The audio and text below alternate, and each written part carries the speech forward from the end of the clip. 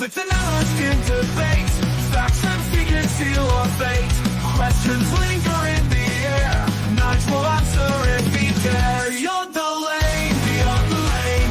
Night to dare to start the game. Like and subscribe, share the fame. Beyond the lane, beyond the lane. Feel the rush in every scene. Moments captured, oh so keen. Acts won't change the way he plays. The Spurs catalyst is here to stay. Tune in for what we bring. If good debate and chat's your thing, keep on pushing to the top. Your cause will never stop. Every fall with every cheer, every argument we fear. The generalist in your coys are here to make a lot of noise. Feel the lane, a brand new show. Tuning in to help us grow. Every Tuesday night at 8. Join the chat and don't be late. The generalist in debate. Facts and figures seal our fate. Questions linger in the air. Night will answer if he dares. Beyond the lane, beyond the lane. Night to dare to start the game. Like and subscribe, share the fame. Beyond the lane, beyond the lane. Let's announce in debate. Facts and figures seal our fate. Questions linger in the air. Night will answer if we dare. Beyond the lane, beyond the lane. Night to dare to start the game. Like and subscribe, share the fame. Beyond the lane, beyond the lane. Feel the rush in every scene. Moments captured, oh so keen. Acts won't change the way. Hey, welcome to Beyond the Lane, episode 6. And I'm Nige from Pure Coys, along with my co-host, Spurs. Dan from the Spurs Danalist. How you doing, Dan? I'm good, mate. How's your day? Oh, you know, same old, same old. Yours?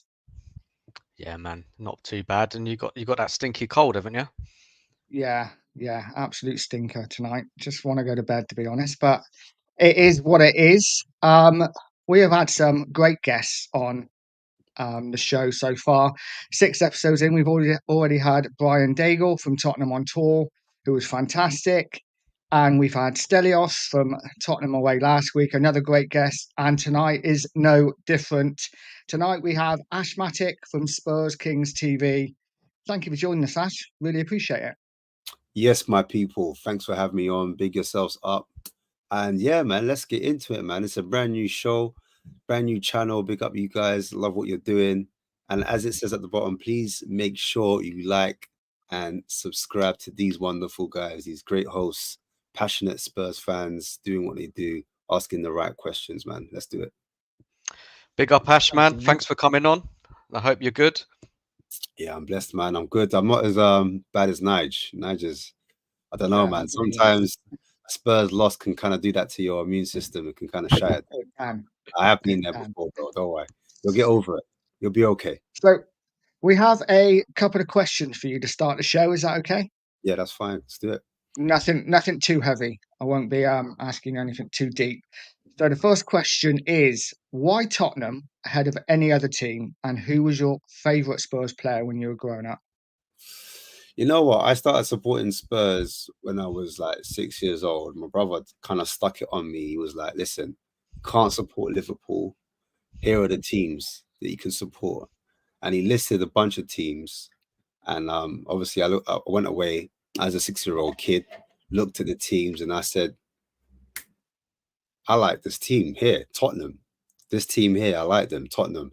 So then ever since then, I had to start supporting them. I didn't want to, it was weird because I had a lot of awareness as a young kid that I knew what teams were quite popular, and I didn't want to support the team that everyone else was supporting. I didn't want to be a glory hunter, you know. So I felt this team, stylistically, I like the look of them. I like the look of the players. And I thought, yeah, you know, this is going to be my team. I'm going to get behind it. And also I've got some family that are quite close to the stadium too. That also probably affected my decisions. One of my cousins, he's in his 50s now. But yeah, he was a massive Spurs supporter. So I think that might have had something to do with it. Growing up, you know, my favorite player actually was Klinsmann when I first started supporting the team. I really liked Klinsmann coming in, and I not far behind that was Teddy Sheringham. In fact, my uncle was a cab driver, and Teddy regularly went down to Barbados. And my uncle said he picked him up, and I was like, "Oh, did you get his autograph?" He was like, "No, I didn't get his autograph. What are you talking about?" So you should have done something for me. You know, I'm a Spurs fan. You know, I'm a Tottenham fan. But yeah, growing up, that though Klinsmann was my original. I call him my OG. But like as I got older, Ginola for me was like a player really got me excited as a fan. But yeah, man, that's pretty much me, man. Yeah, very similar in the fact that obviously I'm a little bit older, so Hoddle was my first like favourite, but Teddy Sheringham for me, the ultimate hero, and absolutely devastated when he left the first time. But Yeah. yeah, my second question is, what made you decide to get into YouTube, and have you any tips for new YouTubers out there, i.e., Dan and myself? I didn't actually want to get into YouTube, if I'm being totally honest. Like, I'm just a fan, and I'll be honest, I was watching like We Are Tottenham TV. That's the first kind of Spurs kind of channel I came across, and they had like a little thing where you could phone in and you could kind of say your piece, or not phone in. You kind of did like a video chat or whatever it is. Like the fans would come and say Yeah, after a match, post match, like fan fandom part. And I came on because I was hearing a lot of fans talk, and I was like, you know, I need to. I've been watching it for a while as well. And I'm thinking I need to have my say. I need to get my opinion out there. And it was literally one of those ones where I said my piece on their show, and I started calling in, like not just for post shows but for pre shows, because I'm a football fan and I like to watch other clubs, and I felt like not a lot of people gave enough knowledge on, like, you know, the opposition. If you understand your yeah, opposition, then you know what you're up against. And I felt like a lot of Spurs fans only watch Spurs, so I was like, right, this is interesting. Let me call up and say my piece. And then um, I got invited by them to do like a watch along.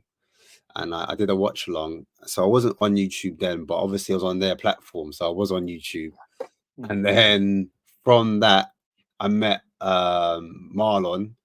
And then he asked me, you know, if I wanted to come and do the channel with him. He's got a channel at the moment.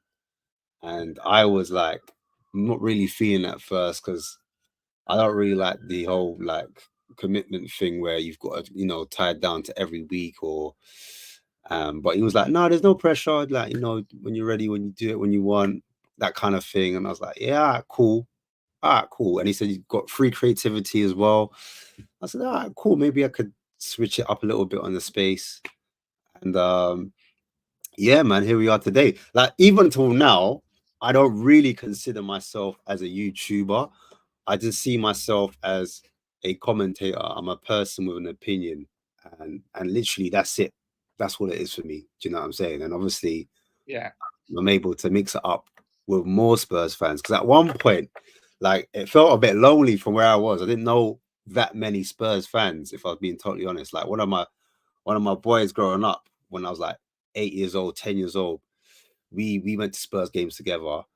Um, but yeah, that was about it. I didn't really know that many Spurs fans. And then as I started doing this, I started meeting a lot more people. So yeah, man, that's what it was for me. nice. Oh, And my last question. Oh, go tips. on. I didn't say tips. Sorry, tips. My tip, Yeah, uh, if I had any, was just to like continue just to create content, as much pieces of content that you can, if you really want to excel in this. Like, if you want to grow the channel, I think, yeah, look what other people are doing, not just in the Spurs community, but just in football in general, on all platforms, and say, what can I take from that and add to this particular channel. That's how I would go about growing. Do you know what I mean? Authentically, I yeah, think. And then obviously collaborating with other people helps, because it gets yeah. your out there as well. Yeah, definitely. Dan, you got any questions? Yeah, just a couple more, Ash. Yeah. Good answers, man. Really interesting stuff. Um, you've kind of answered it a little bit in your last answer, but what would you say was your biggest challenge you faced, and how did you overcome it? What as a on a channel in the Yeah, channel? just doing this whole YouTube thing. It's it's at the Yeah. beginning. It's not easy, is it? It's No. it's new. It's you're on live. You're like live to anybody watching, and people make mistakes. Sometimes you might get Yeah. something wrong. Or Yeah. Yeah. what was it for you, man? Yeah, I think the technical side was the biggest challenge, if I'm being totally honest, because I've got so much ideas, but then to actually get it out there, I'm like, how do I transform the idea that's in my head and then put it on a screen? Because, like me personally, like like I said, I'm just a person with an opinion. I don't really see myself as a YouTuber, or I don't really see myself. I just a guy that comes on and I just say it how I see it, if that makes sense. But then creativity wise, I felt like I want to do this, but how do I do it? So then I would try to do some research behind it or ask other like YouTubers, like, how do you do that? I want to do this. How do I do that? Do you know what I mean? And I'm not on YouTube like crazy amount of times because obviously life be life in. Um and if I could, I would probably be on there a little bit more. But yeah, it's about finding a balance as well. But I just felt so maybe that could be another one, like balancing real life, and then trying to make time for like because I see it as a hobby, you know what I mean? This YouTube thing's a bit of fun. Um and if I can keep it that way, I always said to myself, the day this doesn't become fun is the day you ain't gonna see Ash. I said, listen, I'm out. It's not work. Like, do you know what I mean? There's one thing supporting your club, and like your club obviously will piss you off certain times. You get mad, you get emotional, but that's all part of being a fan. But when it comes to like doing this, and I'm like, oh, you know what? This is feeling hard now. I just, for whatever reason, whether it be external or internal, meaning like external being like other people, internal just be my own head. Sometimes you're in your own head and you overthink. Do you know what I'm saying? Certain things that are real simple, and then you don't get anything done because it's procrastinating over the silliest things. But how I overcome it, like answering my own question, is I always remember just to keep things really short and simple. Because me myself, I know I can go on a tangent, I can go down a rabbit hole, I can go too far one way or too far. That's just me personally. So I always need to remember and remind myself to keep it short and simple, wherever like avenue I do go down, and that's how I get things done. Otherwise, it's a mare. Do you know what I mean? But that's my advice. And Ash, did you was there anybody who inspired you? Like any creators out there you thought, God, they're good. Anybody particularly, or maybe not one, maybe there was a few. Yeah, so when I was watching like Match of the Day, really big fan of Match of the Day. As a kid, I used to record their shows constantly. So back in the day, for me, it was Des Lynam. For me, I know there was it Jimmy Hill? I can't remember what it was Yeah, before Des Lynam, but I was Des Lynam. That was my guy. Like, and I like the way he used to present the show. And they used to have two pundits, and the pundits, I think it was Alan Hansen, and sometimes it used to be Jimmy, or sometimes it used to be another guy, and they used to go at each other on the show. But then they would break it down as well, like what happened on each game. So you get to see all the games. I really like the format of that. And then obviously Gary Lineker came with a bit more banter and euphemism. That was cool. But yeah, I really loved that as a show. Would look forward to that as a kid growing up. Saturday nights, I would listen to a radio show. My radio show, I would listen to like Tim Westwood, Goldfinger, nice. BBC Radio 1, and then I'd watch Match of the Day. Or certain times I'd watch like Blind Date, Gladiators. That would be like my whole sit down with my tea and my digestives, and that would be my weekend ready. And then when I get to school, I say, "Oh, did you watch Shadow and Gladiators?" Da, da, da. Then you talk about football and da, da, da. And like, so I used to like things like that. All of that is like a whole romance for me, because I just remember when the news came on, because you had to watch the news before Match of the Day, you close your eyes and your ears like that because you didn't want to hear the score or ruin it.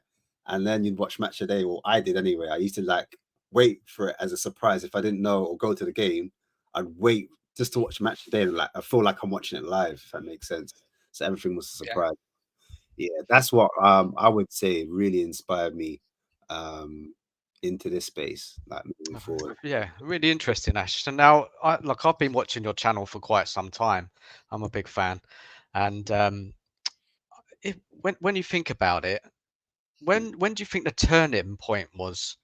Because obviously you've built up subscribers, you have your regular people who watch now, and you see, you come and watch your shows week in, week out. When was the turning point, and how do you think that impacted on your journey? To be honest, I don't really know when the turning point was. When I first came in, I obviously this Marlon's the chief of the channel, so he's behind like the data analytics, the technical side of things. So he knows what's going on. The only way I would know how many numbers were on is if I asked. Do you know what I'm saying? But he would tell me anyway. Not that I was remotely interested in it. I just wanted to go on the channel, say what I want to say, and then see you later. Do you know what I mean? Or if I didn't say what I'm saying, I wanted to have guests on that knew more than me, or I could learn off, if that makes sense. I wanted to go on the show and I wanted to, if I'm not being entertained, I want to learn something. I want to get something from that show. That's always the angle I'm coming from. Or can I teach? Can I educate? Can I bring something to the table? So in about surrounds way, that's how I will go about it. But a turning point, I don't really know. Obviously, we got to 1K and it took a while before we got to 1K. It was like a long struggle. Like I remember like 500 to 700 was a struggle. Like, oh, we're almost at 700. And then we got it. But we outside of it, always brainstorming, writing, like coming up with ideas, what we could do. And we tried a few things that didn't work. Do you know what I mean? And sometimes when you're on your journey and you're excited, you try something and you're trying to you're a bit ahead of yourself, if that makes sense. And we said, oh, we'll do this type of show. Like, and I think it was a thing where we might have seen someone else's channel do it, and we're like, yeah, we should do that as well, because that's what you do as a channel. You look whatever like other shows are doing, and you're like, yeah, let me do that. And then you try to do it for your channel and it doesn't quite work. And you're like, oh man, maybe. But I just think it was the consistency for us, because when I first started, there was other weekly shows on the channel, and then when it came to like the summer break, like the transfer window time, the channel went completely dead. Like it was went, phew, like nothing happened, and we actually lost followers because we weren't putting out content. So I think that might have been like a turning point. We were like, well, a turning point for me when I was like, all right, the next summer, instead of like doing less content, I'm just going to try to ride it out through the whole summer. Because sometimes in my head, I was like, I would like a break. It's nice to have a break. Like, can't be Tottenham 24/7. Do you know what I mean? But actually, when you're building and you're trying to get ahead and you're trying to grow, you can't have no days off almost. You know what I mean? As much as I said, yeah, it's all fun and games, at the same point, you do have a slight competitive edge where you're like, all right, cool. How can we get to the next level? Do you know what I mean? How can I go from 700 to 1,000? Like that's what we were chasing. And I think because we were chasing the 1K and we had that target, it made everyone kind of focus down on that number. And we tried different things and we were trying to experiment, and yeah, 5 away, 10 away, or 100 away. Do you know what I mean? All right, cool. So that energy in itself made us push to kind of get that channel over the line to that 1K. But at first, like I remember on the channel, I'd have like 6 people watch, not 6 people, but maybe 10 people watching, 6 to 10 people watching. And I remember the number going like 10, and then it dropped down to 5, 4. Oh, damn it. So like, yeah, I remember the struggle was real, like sometimes, and then go to 0 when no one's watching, and you're just F it, it is what it is. You're just talking, like, and even like now, like it is as well as the channel's doing, like there is times I'm like, wow, I don't think anyone's gonna watch today. Do you know what I mean? I still have that kind of like, I don't know. I'd say innocence to it. Like I'm thinking, maybe I don't think anyone's gonna watch today. And then one person comments, and you're like, oh, okay, cool. We got one person. Oh wow, I didn't think I'll get anyone today. Do you know what I mean? So That it's is, that yeah. kind of like I still feel like I'm with you. I'm like I still feel like I'm starting. Do you know what I mean? It doesn't even feel like I've actually got anywhere. Do you know what I mean? But I still have in my heart, in my mind, I'm doing it because I enjoy it and it's just a bit of fun. Do you know what I mean? I don't take it as serious as some people, but at the same time, like there's discussions to be had. Do you know what I mean? It's a bit of fun, and it's like, you know, you maybe go to the pub or you might go to your mate's house or wherever you link up with other Spurs fans to have this type of debates or chats. It's like, yeah, we're just bringing it to the screen, literally. Do you know what I mean? That's it. Yeah, it's so weird, isn't it? Because we say it all the time, and I was thinking about getting some black tape so I can just cross off the viewing figures, so I'm not constantly Yeah, looking at it because I'm yeah. constantly like, oh, we got 9, and then it go down to 7. You're like, oh my god, we've Yeah, only got what did I say 7, to and these are two people? So- yeah, what oh, did I say wrong? But I'm yeah, like, oh my it days, is maybe I it's should been have like said that. that. You know what I mean? But more time is just like, yeah, you're just saying what's on your heart. You know, you say it how you see it, and you get a lot of things wrong in it. Like I'll have a lot of mad takes that people won't agree with. But that's the whole point of it. You're meant to just like say it as it is. You know what I mean? Say what you think at the time, and maybe like a month's time you're proven right or you're proven wrong. But I think that's the whole point of the space, bro. Like, Yeah. No, Nice. great. It's Yeah. interesting, Ash. Fascinating, man. Fascinating stuff. Thank you for sharing all of that. Nigel, do you want to just say big up to people in the chat? I think do you want to do Yeah. it? You can do it, mate, if you want. All right. I'm Yeah. just So looking just at big up to people the in the banners. chat. Thank you for coming down to watch us tonight. Yeah, Big thank up you. Robbie. Big up Estelle. Big up Dan. Big up Bad Gashna. We have Liston. Big up Liston. Big up Mark, and also one more. Big up Eugene. Thanks for all coming to watch us today, and yeah, I hope Thank you you. enjoy the rest of the show. pick up everyone in Much the chat, man. appreciated. Love, man, as always, man. We appreciate you, man. Trust me, man. We're humble out here, brother. Every little comment helps, man. Trust me.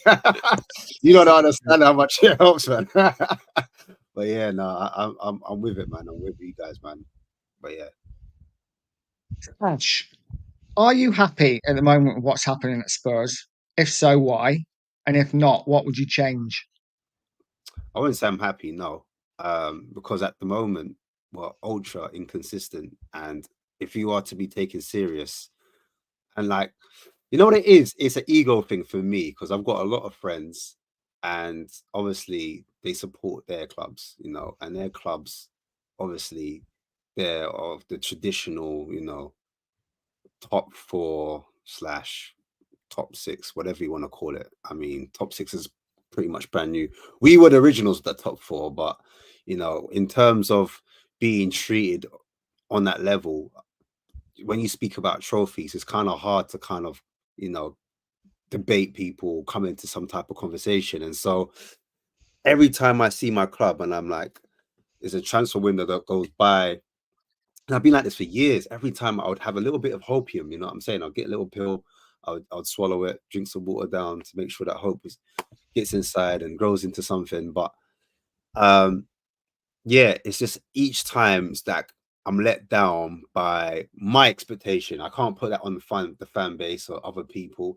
Each and every one of us have our own expectations of where they think we should be. Do you know what I mean? And I'm no different. And so when looking at Spurs at the moment with the manager, like going back to when he first came, I didn't know much about him, but what the little I did see, especially when I was looking at the friendlies, I was impressed by the style of play. Now, some people are like, they don't really behind the style of play. It's not for them. Me, I like not just attacking football, but the way they kind of approach the game. And the guys ideas and philosophies, I kind of got behind it because I studied it. I was like, what are the tactics? What's he trying to do here? How are we building up? And then I saw it in the live and flesh, and I was not the live flesh, but I saw it in the friendlies, and I was like, oh, hang on a second. Like, we lost this game against Barcelona. I remember Yamal first time against, who was he playing against? Was he against Emerson Royale? I can't remember who was on the, who was Yeah. was it? I can't remember if it was Ben Davis or Emerson Royale. Anyway, that our fullback got cooked by Yamal, and I was like, everyone's like, oh, how are we getting cooked by a 16-year-old? Oh my days. Not realizing Rafinha came off, and then he came on. Rafinha couldn't do what he did, and Yamal now, like, you know, years down the line, we know he's a top player. Do you know what I'm saying? He's going to be one of the world's most elite players. But I remember watching that friendly, and even though we lost, I admire the courage that we played out from the back into their half, and I'm like, this is Barcelona. But like, we're actually bringing it to them. We're not sitting. This is mad because I was used to us sitting back. You know what I mean? And I associate sitting back with being like, you know, respectful to your opponent, and even a slight, you know, you're better than we are. So a slight timidness, a slight shyness. Do you know what I'm saying? So when we kind of stepped up to Barcelona in that friendly, I was like, okay, well, it's a bit of arrogance. Do you know what I mean? Forget like what we played against West Ham and the Sailors and the rest of it. It was like, this was the game, and I was like, I was watching. Do you know what I'm saying? I was like, what's going on here?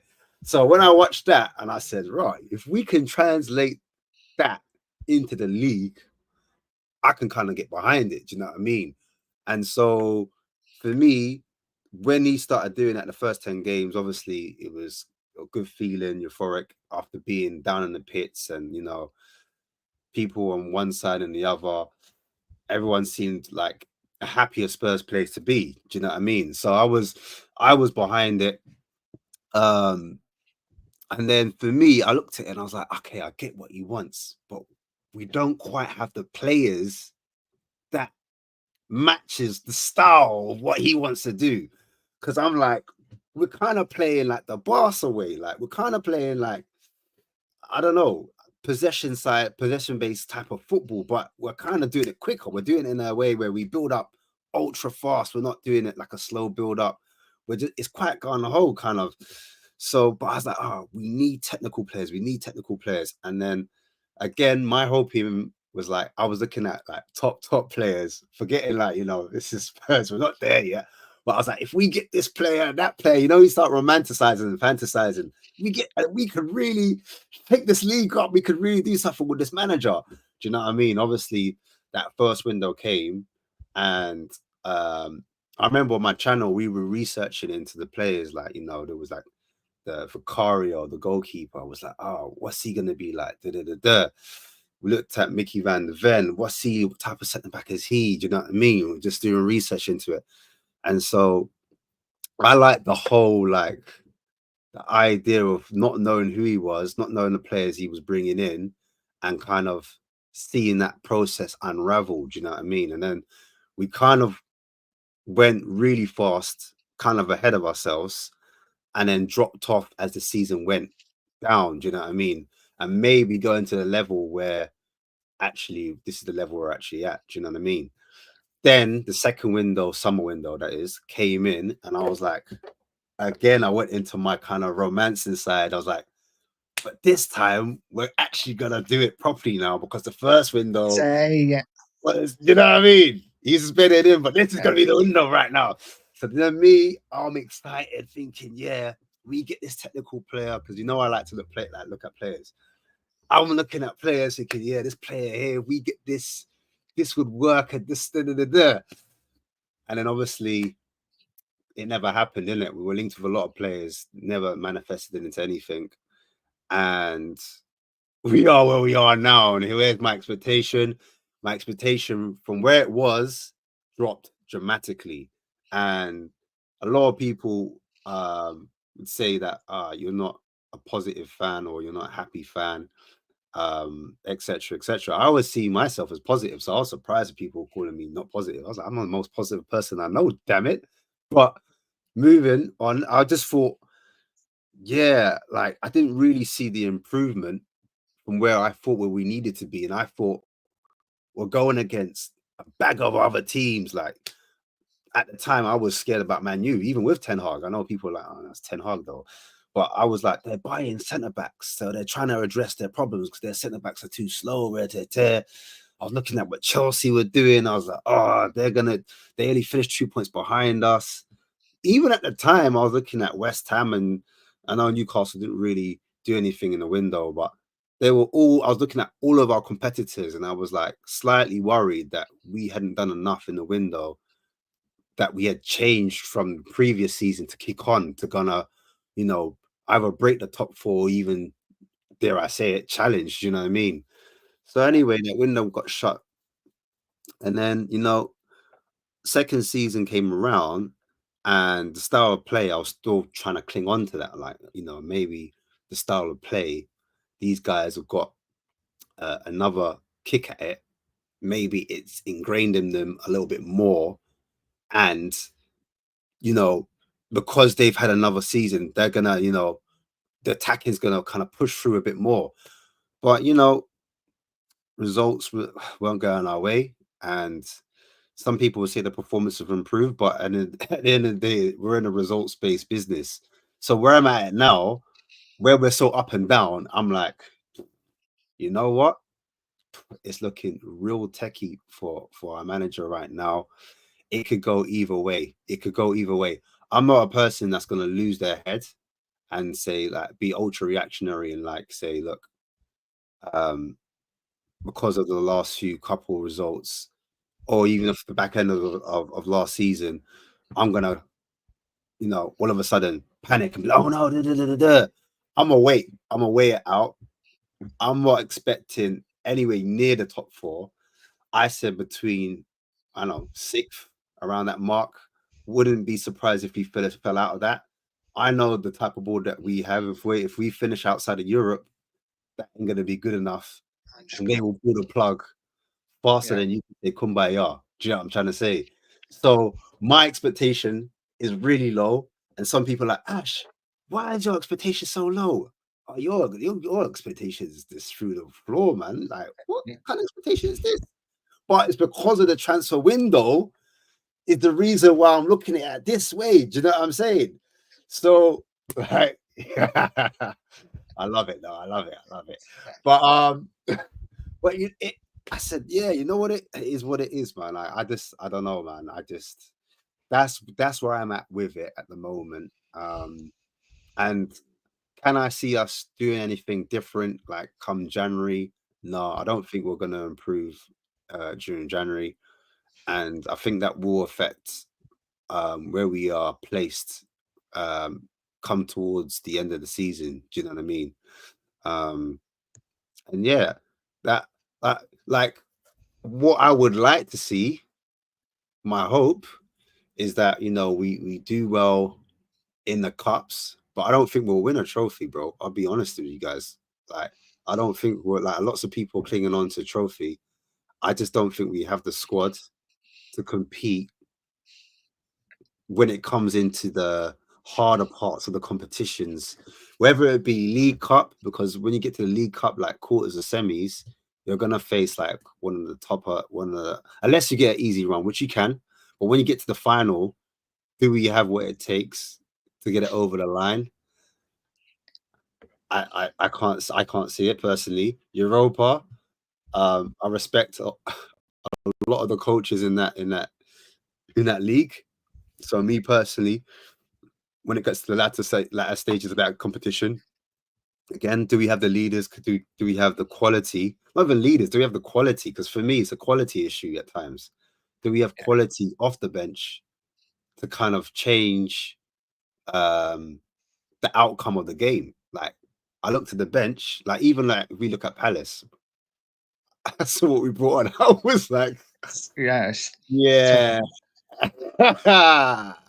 But that's the thing, though, isn't it? Because I'm one of these fans who's like, I will take a trophy and finish 12th. I'm fine with that. I just want a trophy. But then I lose my mind when we lose to Palace. So, you can't have it both ways, can you? It catches you off guard because you say, like me, I would say a lot of things. Yeah, I'm like, yeah, I don't mind. I'll finish 7th or 8th, or I'll finish 9th. And then when you start losing, I think it's the manner of the loss. And Yeah. when you don't see it coming and it catches you off guard, I think that's what it is. Because Palace, in your head, they're like, all right, cool. They haven't won all season. They haven't been playing well. And when I did watch them, because I watched them against Forest, I watched them Monday Night Football. I actually watched that game just to see what they were about a bit more. And I watched them against Liverpool. But to be fair, even though they've been losing, they hadn't really been like getting battered, if that makes sense. But they were still sitting back low block. So I thought it was going to be one of those games where we're going to have a lot of the ball and they're going to frustrate us and we're going to have to break them down and find a way. Do you know what I mean?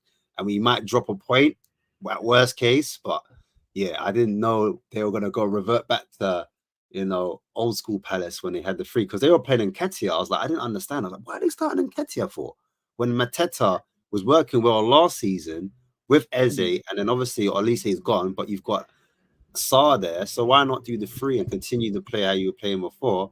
Just so happened they wanted to do it against us on Sunday and press the hell out of us, and then we just couldn't take it, and we shit the bed. The rest is history, bro. That's it. Yeah, Dan, you got anything to say? Yeah, going back to the cups, that's all my hope is in now is for the cups. I don't think we're going to do anything in the league. We're just too inconsistent. The results show it obviously clearly. So it's the cups for me. Do I think we'll win a cup? Probably not. But as we're still in it, you never know. Depends on the run. Depends who we draw. But yeah, that's all my kind of focus is on at the moment. There's so much going wrong at Spurs right now. It's a long conversation. And I think throughout the show, we may kind of dip in and out, depending on where the conversation takes us. But Nigel, are you going to cover the Palace game, or are you going to continue with the questions? Yeah, no, we will go to the Palace game now. Obviously, Palace winning 1-0.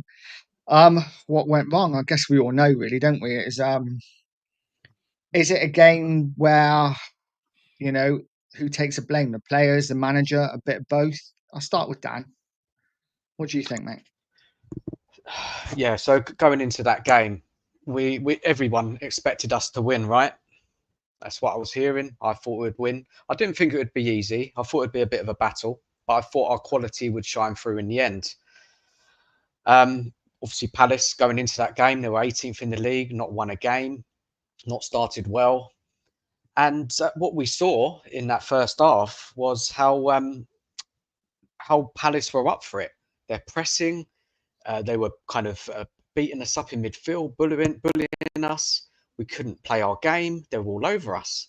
And it was a bit of a surprise. I don't know about you guys, but yeah, they were playing really well. And their manager, Glasner, he really set them up in a really positive way to just have a go at us. And, you think that you're going to have that period anyway, going away from home. Of course, you're going to come under a bit of pressure. But we just could not get going in that first half, could we, guys? I think leading on to that, Ash, what did you think at that stage? You know what? I felt like from minute one, like Poch used to say, 5 minutes into the game, he knew if we were going to win or lose. And I felt exactly the same on Sunday. I looked at it, I said, what is going on here? Like, all of our bad traits came out in that game. There wasn't one thing I felt we were doing right. When I say they disrupted our rhythm, our spirit, our very being, our DNA, they just came with the plan. And the funny thing is, under Glasner with Frankfurt, when we played them in Champions League, I know it was under Conte, it was different style of football, but I felt like I kind of knew what Palace could bring or how they could hurt us. And obviously, because they've lost Elise and they have been on a bad run of form, I had a slight confidence where I thought, okay, Eze has to be on the game. Mateta might have. No, actually, you know what? When I saw the lineup, that's when I panicked because I wasn't sure if Mateta would start, and I wasn't sure if if Adam would start. When I saw Adam, I was like, oh man, I thought he was injured. I thought he was coming back from injury. Thought he might be on the bench chilling. but they decided to inject him with whatever boost he needed with hormone therapy. I don't know. Put the kid on the field. I said, damn it, he's the guy he supplies, man. He's the one that can dictate from deep. Oh, like something we He's a good player. I said, oh, as soon as I saw that, I had a little bit of worry. You know, like as a Spurs fan, you just have a little doubt in your mind and it just starts growing and manifesting. Then the game kicked off, and then I was just like, oh, shit, why are they so... Like, when I'm watching it, it's weird. It's like almost like an out-of-body experience. So like, why are they in our half? Why are we not in their half? Like, it's madness. Normally, we're in their half, they're pinned back, but now it's the other way around. I just couldn't make sense of it when I'm watching it. And I'm there trying to break it down tactically, but at the same time, the fan in me is coming out because I'm like, not there, don't pass it there, blah, blah. You know, like you're shouting at the TV. What are you doing? Yeah. So all of that's going on. I was rattled. I think the players got rattled. Ange was doing Ange things like, which is pretty much nothing. And that's where I felt like they had the game won, because you win the first part of the game up here mentally. And I just felt like they had our number. Do you know what I mean? We know Selhurst Park is a small ground. Do you know what I mean? We know that the home team are going to do home stuff where some teams, they make grow the grass a bit longer. So then it's harder for teams that like to play on the deck, pass through, blah, blah. Some teams, they water the ground more. So then when the ball bounces, it doesn't bounce. It kind of, it's flat. Then you can't pass this. All excuses, by the way. But the point I'm making is they had enough with their home advantage and the crowd and momentum to throw us off our game where we couldn't get out of our asses, when normally you look at a player and you say, right, if we give it to this play, he's going to, you know, on a half turn, no problem, pick it up off the pitch, take it up the pitch, and then all of a sudden we're going to have enough quality to pick them off at some point. That never happened. Do you know what I mean? Moore, who was electric the other night, do you know what I'm saying, was quiet. I'm like, we've finally got a winger that's close control. He's a dribble merchant. He's not afraid. He's brave. He likes to take players on. He's young. He's fearless. He actually has the quality. He's something that we're looking for. And even I remember I got a phone call before the game, and he was like, you know what, Angie, I have to give it to, because that's not the person it sounds. It's just me doing an impression. He actually dropped Werner. And I was like, yeah, you know what? Fair play, innit? He dropped Werner. All right, go and get it to him. All right, cool. And he's playing Mikey Moore. So I was like, you know what? I don't want to get too excited with Mikey Moore. I want to just kind of let him do his thing. And, you know, it's his first game in the Premier League off the back of the midweek Europa. I said, Ash, just chill, man. Like, just relax and enjoy the game. Do you know what I mean? The whistle blows here. Oh, man. What is going on here? Like, it was just, well, I was just so rattled the whole game. And it was like, first half happened. And when the second half happened, I wasn't confident going into that second half. I wasn't confident that things were going to change for the better. And then obviously the substitutions happened. I don't know if you guys want to talk about that. Look, let's just head back to the first half. Yeah, let's head back to the first half. So I don't know about, I saw it. I just thought, if you look at the stats, you would say that we were the better team. But if the eye test shows you that Palace was so much better. You know, we had more passes. We had like 267 passes to Palace's 121. But the interesting one there is Palace had 17 tackles. We only had 7. The XG, we were ahead in the XG in the first half, but we were a goal down. Why didn't Ange see that something needed to change? And I think particularly in that midfield there, we were getting overrun in the midfield. We all saw it. It was a simple solution for Ange to make. He could have taken off either Maddison or Kulu and put on Sarr, Bentancur, just to give us that bit of stability and hold back into the game. I don't know why he didn't make a change. And even when it comes to halftime, he didn't make that change again. Nigel, what did you think about that? I just thought it was a strange half right from the off. Even the kickoff. I don't know if you noticed the kickoff. Spurs kicked off, and we just lumped the ball straight up field, and it went straight out for a goal kick, which I find really strange because Spurs usually play it back, keep possession, and I'm like, okay, that's different. But then, like I say, the whole half was really just trying to play it out from the back. This is what frustrated me the most. The amount of times we're trying to play it out from the back and the passes were ponderous, we're slow on the ball, there was no movement. I was just like, I was a bit like us. I was screaming at the TV. I was just like, hit it long, hit a couple of balls long. So Palace are thinking about something different and not constantly all we need to do is press. And I think, I don't know, I just think Spurs were just not at the races. I would have made a change at half time, but I think first off we went in at half time and I'm like, it cannot be any worse than what it was. That's what I was personally thinking. I don't know about you guys. Ash, what were you screaming at this TV? Yeah, so first half, I thought Andrew was going to give a different instruction when he saw us struggling to play it out from the back, especially when we conceded that goal, because that goal was coming. It wasn't like that goal came out of nowhere. They were pressing us relentlessly and we were losing it in the wrong part of the pitch. And actually, if you look at the possession or the passes, where were those passes being made? Were they being made in their half or in our own half?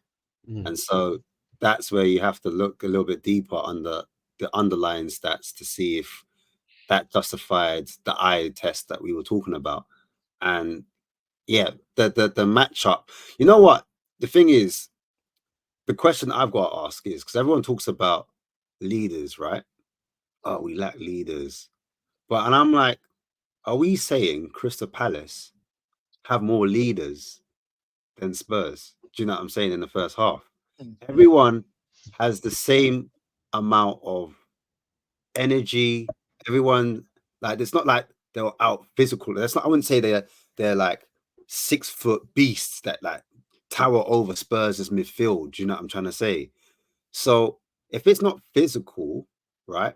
And I'm not saying right, they've got more leaders than us because they started with Lerma and they had Wharton in midfield. Now Wharton's 20 years old. Lerma, I wouldn't say he's technically better than the midfielders that we have.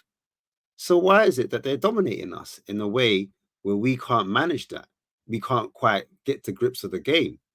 So the only thing is, I would say, is an instruction. An instruction's been given to the coach, and they've done their homework. Obviously, they played on Monday, but they did their homework Tuesday, Wednesday, Thursday, Friday. We had a game, obviously, to focus on Thursday. No excuses. We had a game to focus on Thursday, and then we probably looked at their last game and was like, all right, they sit back. Then we got surprised. What I would have liked to see from like Ange on the sidelines is to tactically tweak things and say, look, Madison and Kulusevski, their profiles of players, for me, what I see in them is they're the type of player they want to get on the ball and they're attack minded first, meaning their first thought is, how can I get that ball forward? And then they're thinking about defending. Not to say that Madison wasn't defending, because I thought Madison got back, helped out Mikey Moore, defended quite well for the team as well. And if you look at his numbers in the first half, that will reflect as well. Similar with Kulusevski. Kulusevski, for me, he's a type of player. Yes, he is competitive. Yes, he is quite physical. But I associate him with more attacking attributes as opposed to defensive attributes. So where I would see him on the pitch would be slightly different.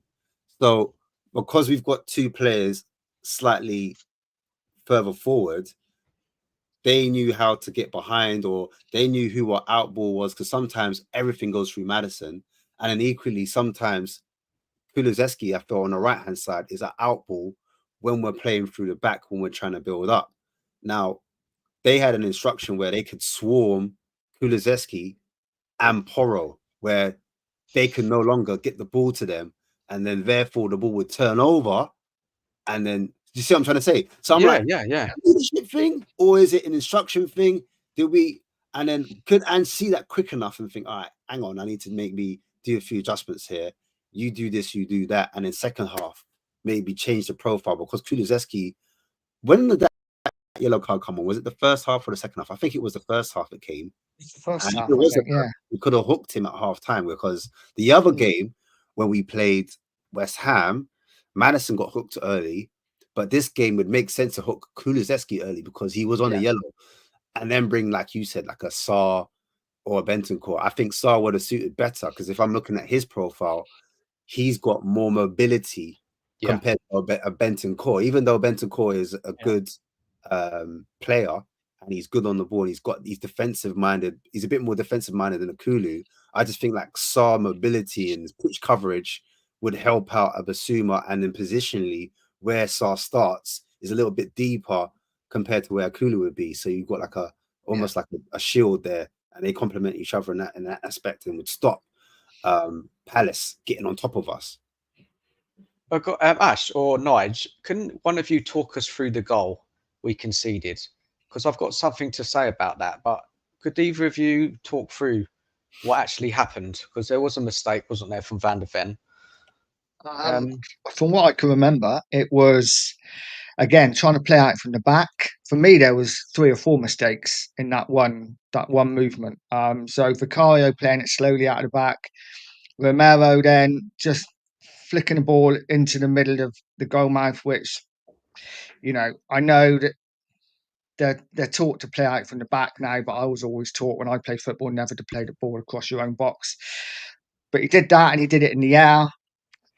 No doubt about Van der Ven should have controlled it. He waited for it to bounce. He then lost the flight of the ball, lost it. The cross come in. Porro and Romero got in each other's way. Neither of them attacked the ball, and it went through to, I think it was a flick on from Eze, and Mateta finished it. So I think 3 or 4 can be to blame for that goal. To be honest with you, it was an absolute car crash, and like I said earlier, it was coming. It was coming. And Ash, anything you want to add about that goal? I mean, that was quite thorough from Nige. Yeah, Anything stood out for you? I just think when it comes to Vicario, when it comes to his kicking and playing out from the back, he's definitely got a stronger foot. That's what I would say. Yeah. And I think teams are starting to pick up on it. If he's on his weaker foot, it takes a little bit longer because he's not as confident. And when they do pass it back to him, because it's like a series of things where, as a goalkeeper, you hope that you can pass it out to your centre backs and it don't come back to you. But I think the centre backs put a lot of pressure on him by giving it back to him, and that kind of invited the press on. And when you invite the press on, that's when more mistakes can happen because the angles are closed down, in my opinion. So that was the first thing I noticed. Also the sun. I like to make external factors, but when that ball was, dinked over to Mickey Van der Ven, the sun on Mickey Van der Ven's side, I don't know. It looked like it could have blindsided him because there's no way. I'm taught in football, you don't let the ball bounce. He let the ball bounce twice. Not once, twice. Yeah.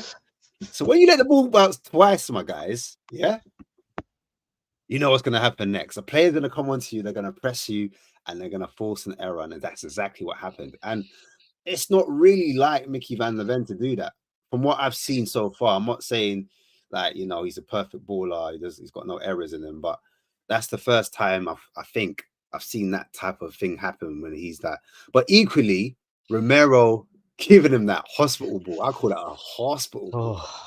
Why would you do that to your teammate? That is just, and as Nayed said, across the box, of all places, I said, so yeah, for me, I saw that and I said, yeah, it's coming. But yeah, Eze, yeah. Hey, listen, Eze is a baller because that control was disgusting. The first time kind of back heel flick into Mateta. Yeah. And Mateta, he's a striker now. He's so confident. He just shapes his body, shoot straight away. Any half a millimeter, any chance inside that 6-yard box, he's confident. He comes alive and he's putting it in the back of the net. And when you've got a man like Eddie supplying you, do you know what I mean? More time you're gonna finish your dinner. Do you know what I'm saying? So yeah, that's what that was. But yeah, we were the architects of our own downfall. We literally said, look, here's your dinner, it's up to you to finish it. Do you know what I mean? And as we all said before, it was a matter of time before it came. And the funny thing as well, like looking at the AZ game, I was looking at our centre backs in Ben Davies and Dragushin, and I was like, actually, wasn't Ben Davies, was it? Or was it Ben Davies? Was it Archie Great? No, it was Ben Davies and Dragushin. Sorry. I was looking at our centre backs and I was like, damn, on the ball. Smelly. Yeah. And I like Dragushin, but he was smelling up the gaff on the ball. Like ball carrying at times, not bad, but sometimes like I'm like, bro, no.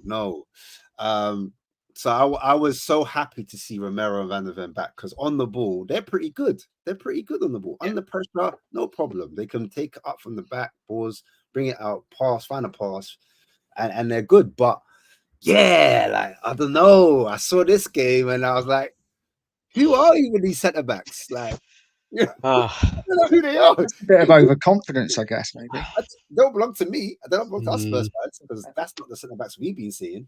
And so, yeah, 100%, bro. It's 100%. Confidence can do a lot. Because I felt like Romero's confidence, and I don't know why, but his confidence was just not the same, like how it normally is on the ball. I mean, off the ball, I felt he wasn't too bad, like defending wise, like did his job. Even Mickey defending wise wasn't too bad, but on the ball is where all the problems came. All the problems came out from that back, being too deep as well, positioning, not knowing what to do with the ball before it gets to you. Because that's the number one thing for me. When the ball comes, you need to know what you're doing before it comes to you. And you need to be scanning the pitch to know your best possible option going forward. And remember, as a centre back, you can see everything. So do you remember, Ash and Nige, the game against Palace last year where Romero and Van der Ven were just pinging it to each other? Remember in the second half? So what has happened to that confidence of playing it out from the back? What's changed? Yes, you can put it down to Palace and the tactics and the pressure they put us under. Different coach as well. Different coach. But it's look, we're not playing like we have previously. We've lost confidence in playing it out from the back. Now, just before you guys comment on that, for me, there's concerns with our defence, particularly around Porro and Romero. And Udogie. Okay. Now we all know they can be good going forward, but there are some problems in how they defend. Now I don't know if you guys know this, but Udogie is one of the most error-prone players in the Premier League. I've looked at the data, and he's at the top, right? And then we look at Porro, and he's not far behind. Yeah, Ash knows. I think you know this one, yeah? Yeah. And then you move on. So from that, you move on to okay. So what does Ange do then? How are we going to protect that defence more? Who have we got to come on? Obviously, we look at Bentancur, but also Bentancur. He's not that great of. He's I think he's got one of the worst stats for being dispossessed in the league. Yes, he has. So you don't turn to him. So then the better player to turn to would be Sarr. Because Sarr is better with dealing with the pressing. I think he's in like the 60% of whatever that stat is. But interesting stuff, guys. I don't know if you wanted to comment on what I just said there. I mean, do you want to go first, Nash? Yeah, Nash, you go first. I didn't know any of that. I could obviously see with the eye that Udogie's struggling a bit. Porro's not the best defensively. But they are wing backs, right? You know, that's what they are. That's what they were for their teams before, was wing backs. So that, you know, they're not the best defensively. They're better going forward. How do we protect them? Well, you know, we've been crying out for a number 6 for a long time, but Ange doesn't play with a number 6. I don't know. I don't know how they get better. You know, they're both still quite young, especially Udogie. he will get better. And you got to remember, he hasn't had a pre-season either, so he's come in late. And he's young, so he's going to have good games and bad games. As for Have we overhyped our doggy? You know, because he did start sorry, off well. Have we probably, yeah. overhyped I mean, it? Sorry, probably, Nigel. but that's what we do, isn't it? You know, they have a couple of good games, and we tend to overhype them. Yeah, we probably have, but he's not got any. You know, he's not got any competition, has he? Really? That's it. You Good know, point. Yeah. so Spence is a right back, but he's the one who's probably the doggy's competition, but he doesn't get a look in. So whether a doggy's playing well or badly, he's going to play every week. Yeah, I totally see Yeah, that. some good points. I think just come on off the back of that. I think me personally, I think for Spurs, I think we play slightly better depending on the opposition to hide the deficiencies of our fullbacks slash wingbacks slash inverted, whatever you want to call them. I think the best thing to do is to play a pair in the six. So you play 2 6s essentially, or 6/8s, because they're all hybrids, aren't they? They're not sixes. They're centre mids basically. That's what they are.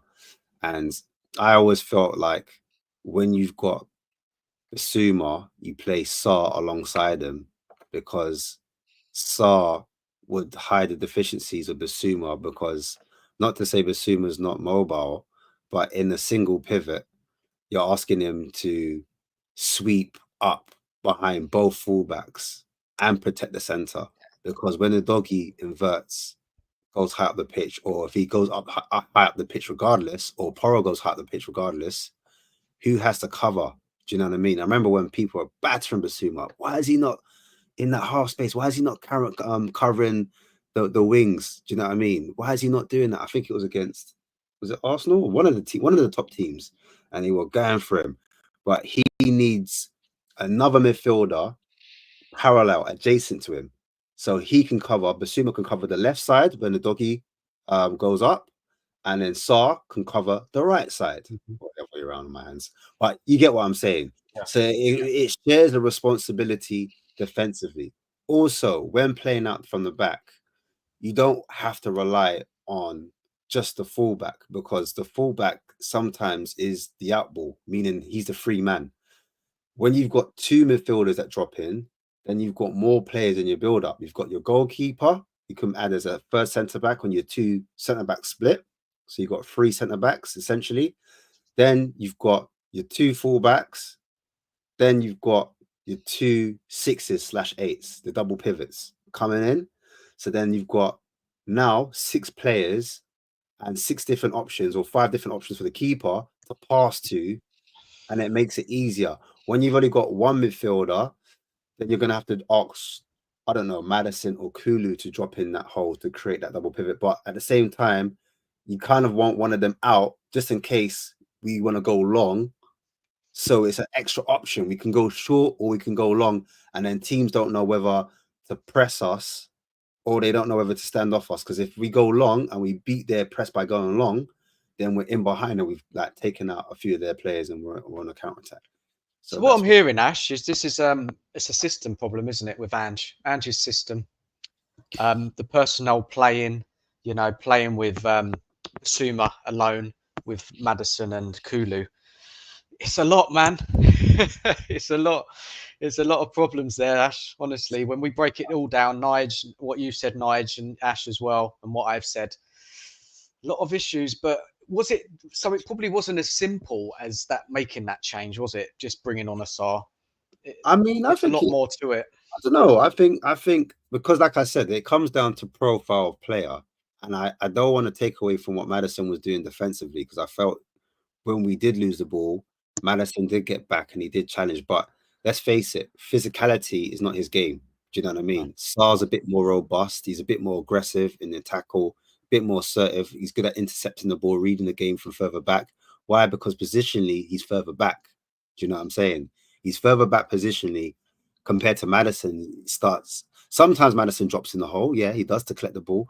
But more time, you'll see him in the 10 and he wants to get forward. He wants to be, whereas Sarr starts further back. maybe alongside of Basuma. And it depends on who we got, because Palace, we didn't know they were going to press us like this, if that makes sense. So maybe starting a Saar with a Basuma and maybe just having a Madison there or Kulu would have made more sense. Do you remember those first 10 games? That was the pattern. That was the three. It was Basuma, Madison, and Saar.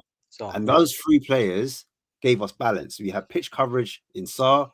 Basuma, when he was confident, because his little bro was there and he was trying to teach him the roles, he was confident. He was on a half turn. He could take 2-3 players out just by his ball carrying, his dribbling. And then you have Madison that had the eye of the needle pass, playing as a number 10, just behind the striker, picking up free roaming essentially, so he can go wherever he wants, and then he could find a killer pass to help us.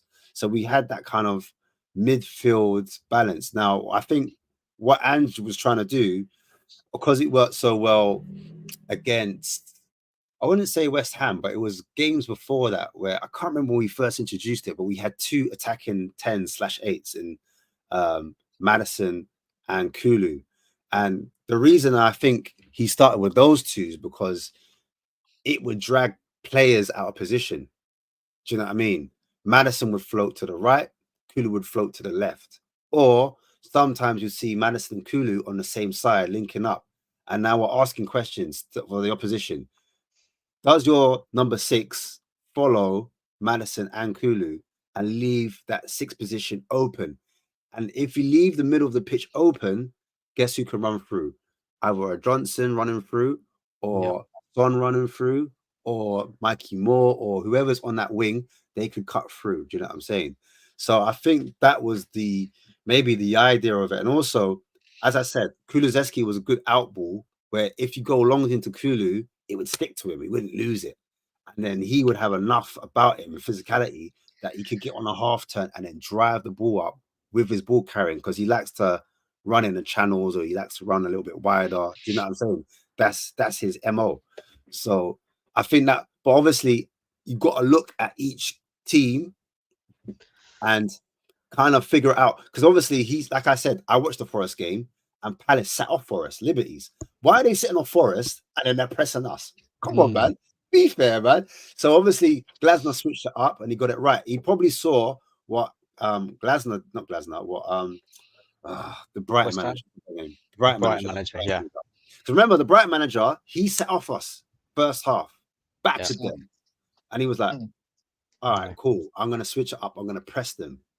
As soon as they pressed us, that's when it went. And you know what? And this is what I was going to bring up just before you go on. And maybe Ange was looking at this and thinking, maybe I could do this with my team. Basically, he had his 2 strikers. Remember, he had 2 strikers and he had 2 wingers. So what the Brighton manager had, he had Rutter. I don't remember if you remember Rutter, the kind of brown skin guy. And he had Welbeck. They were acting like the 2 focal points, the 2 strikers. And then off the 2 strikers, he had Matoma on the left. And then he had Minty, call him Minty Breath. Mente on the right, yeah. So he had 2 wingers like that. So he had a front 4. It was almost like a 2, a 4, and a 4. Yeah. So I'm thinking, Ange looked at that and he was like, "Bro, Rich Harlison's back. I've been wanting to try this for a while. What I could have is, I could have Rich Harlison and I could have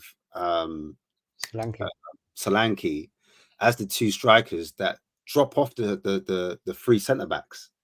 Now, does one of the centre backs follow? There were 2 of them follow.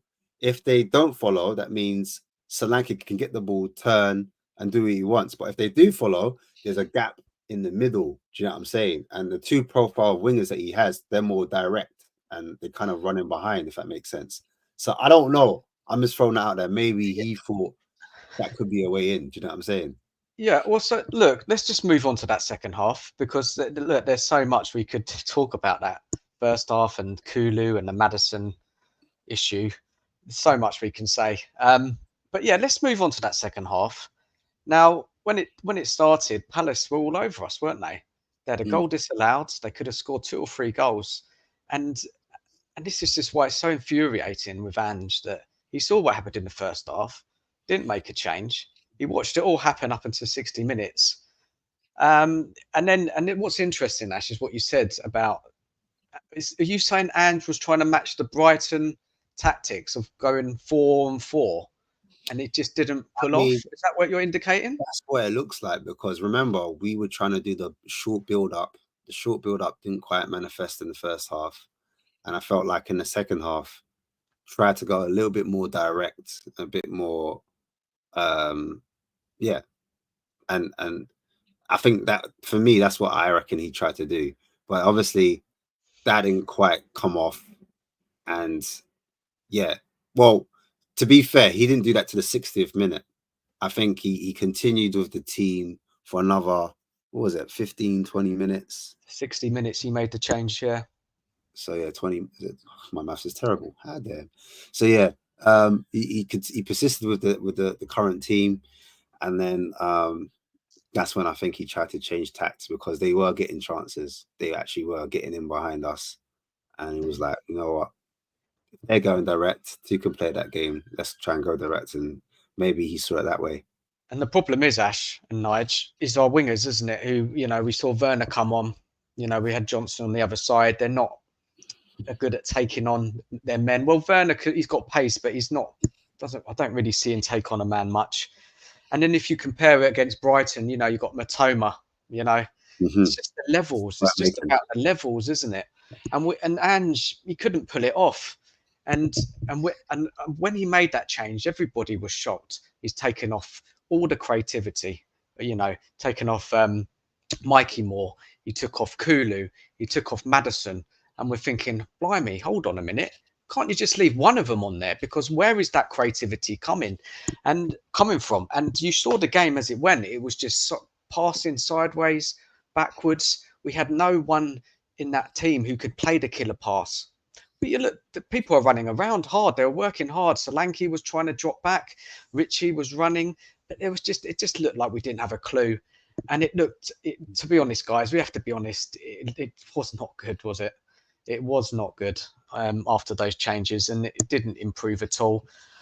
Well, Nige, what are you saying about that second half? Because I think we could still be there now and probably not score. Taking. Listen, I understand him taking Kulu off because he was on a yellow card, and he was starting to give away silly fouls, little pullbacks, little flick outs. I think he's maybe one more foul away from a red. But I would have left Maddison on. I understand why he took Maddison off and put two up front. But even for me, when he put two up front, I was expecting him then to start knocking balls up. Let's win a ball, or get the second ball. And there was nothing. Werner, I feel a bit sorry for Werner. I do, because he has got some quality. He's just devoid of confidence. But he can take a man on. His crossing's poor. That's the problem. Johnson, on the other hand, is not someone who's going to take on a man and beat him and put crosses in. He's someone who's going to get in the box and score goals. Yeah, he's not a winger. I'm just disappointed. No, I'm just disappointed. Finisher. The second half, I just expected, when we had two, and like I've put in the thing, the 90th minute drove me insane. It's like passing around at the back. I was like, just hit it long. Let's try and win some ball. Even if you brought Dragishin on for the last 5 minutes and stuck him up front, did something. It was almost like we were just playing the game out. And Palace defended well. We have to be honest. Palace, they did. They worked hard. Yeah. They didn't drop off at all, did they? They were fighting. They were determined. The crowd was behind them, and we didn't test them. And I like some of those players. I think the Palace players. If you look at Mark Gahey, you have the young. I think he's a French centre back. Yes. Do you know the guy's name? Yeah, his name is Lacroix. Yeah. I've looked at him for a long time. I like to look at players. I looked at him about 3 or 4 seasons ago when he was a lot younger, and I was like, you know what, Spurs could do with this kid. He looks quite decent. And I can't remember what the team he was playing for. It was a German team. It was Wolfsburg. That was it. Wolfsburg he was playing for. And I was like, he's quite quick. He's strong on the ball. And I remember at the time, it was even before Saliba, I looked at him, because I remember Arsenal got Saliba and they put him on loan, didn't they? Yeah. And then I was like, I think this guy could be better than Saliba. Do you know what I mean? I remember like making a comparison, but because he was good on the ball, he's fast, he's aggressive, he's got the height, he's got all the attributes you want as a centre back. I felt, yeah, as a free, Gay, obviously he's a capo. Like you could tell he's the one that talks, he's organizing them, you know, and the job for the young French centre back was to kick lumps out of Solanke, and he was like, be ultra tight to him, don't give him no room to turn, be ultra aggressive. And I think he did a good job of marshalling him. And then obviously Shalaba, again, a lot of people don't really rate him, but I think Shalaba's all right. You know, I've been watching him even his Solid. first season. Remember, he made his first breakout season for Chelsea, and they played him all over, like right back, centre back, left back. And I was like, you know what? On the ball, he's quite confident. He looks decent. So when they sold him the way they did, I thought, oh, they did this guy dirty, man. But I get it. Their whole thing is about pure profit and blah blah blah. I felt as a back three, they got it right. Palace looked on it. They were sharp, and they went back to what they were doing before, a 3-4-3 that really worked. Wing backs doing well, pressing aggressively as well at times, getting high, and at times like tactically, I saw them switch over into a back four when needed, being one of the fullbacks with one of the wing backs would push high and cause damage and double up. Eze sometimes got back, you know what I mean, defended, like doing his part. So yeah, Palace did what they needed to do to get over the line. Glasner did his thing. So yeah, you know what, it is what it is. It is what it is. They pressed effectively and they did their thing. They deserve the win. They did. They did deserve the win. Nigel, is there anything you wanted to add on that?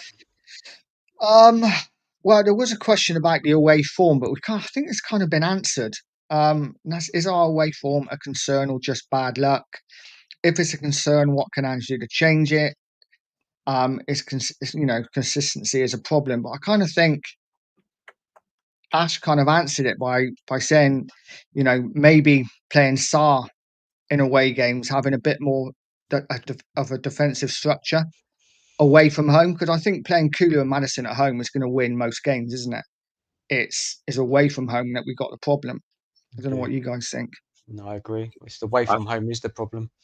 I think normally, like when we play out the back, this is just me. I don't know. I've seen us have stinkers playing out the back. So, but I've seen when we do it right, we look exceptionally well, which means we can do it. Do you know what I mean? We can play out the back. That game we got completely wrong. And there needs to be a time when we're like, all right, we're going to revert. When it's just not working, we just revert to going along. You need to have that, or different ways of building up from the back, because it's not like you have to go through like just the right side or just the left hand side or this midfield. There's different patterns of play you can do to kind of build up from the back, and we just need to revert. And the players need to manage it on the pitch and talk to each other and say, look, let's do this. Do you know what I mean? Because the manager obviously will give instruction, and that he doesn't do that much, but it's for the players now, Vicario, to say, look, guys, this is too much pressure. Let's do something a little bit different. And then that's what kind of gets you out of these sticky situations. You don't just keep inviting the pressure on. It doesn't make sense to me. Like, make it make sense. So Do you think it's like Ange almost like expecting the players to get themselves out of it, and the players may be thinking, well, we're waiting for Ange to give us instructions. So it's almost like no communication now. I think players are waiting for Ange. No, I could have seen this wrong, but I swear, yeah, when Kulusevski had that first challenge and it was like a head injury in it and he went down, I see Porro going off to the sidelines having a word with Ange in it. And Ange is really stubborn in the way he wants his teams to be set up.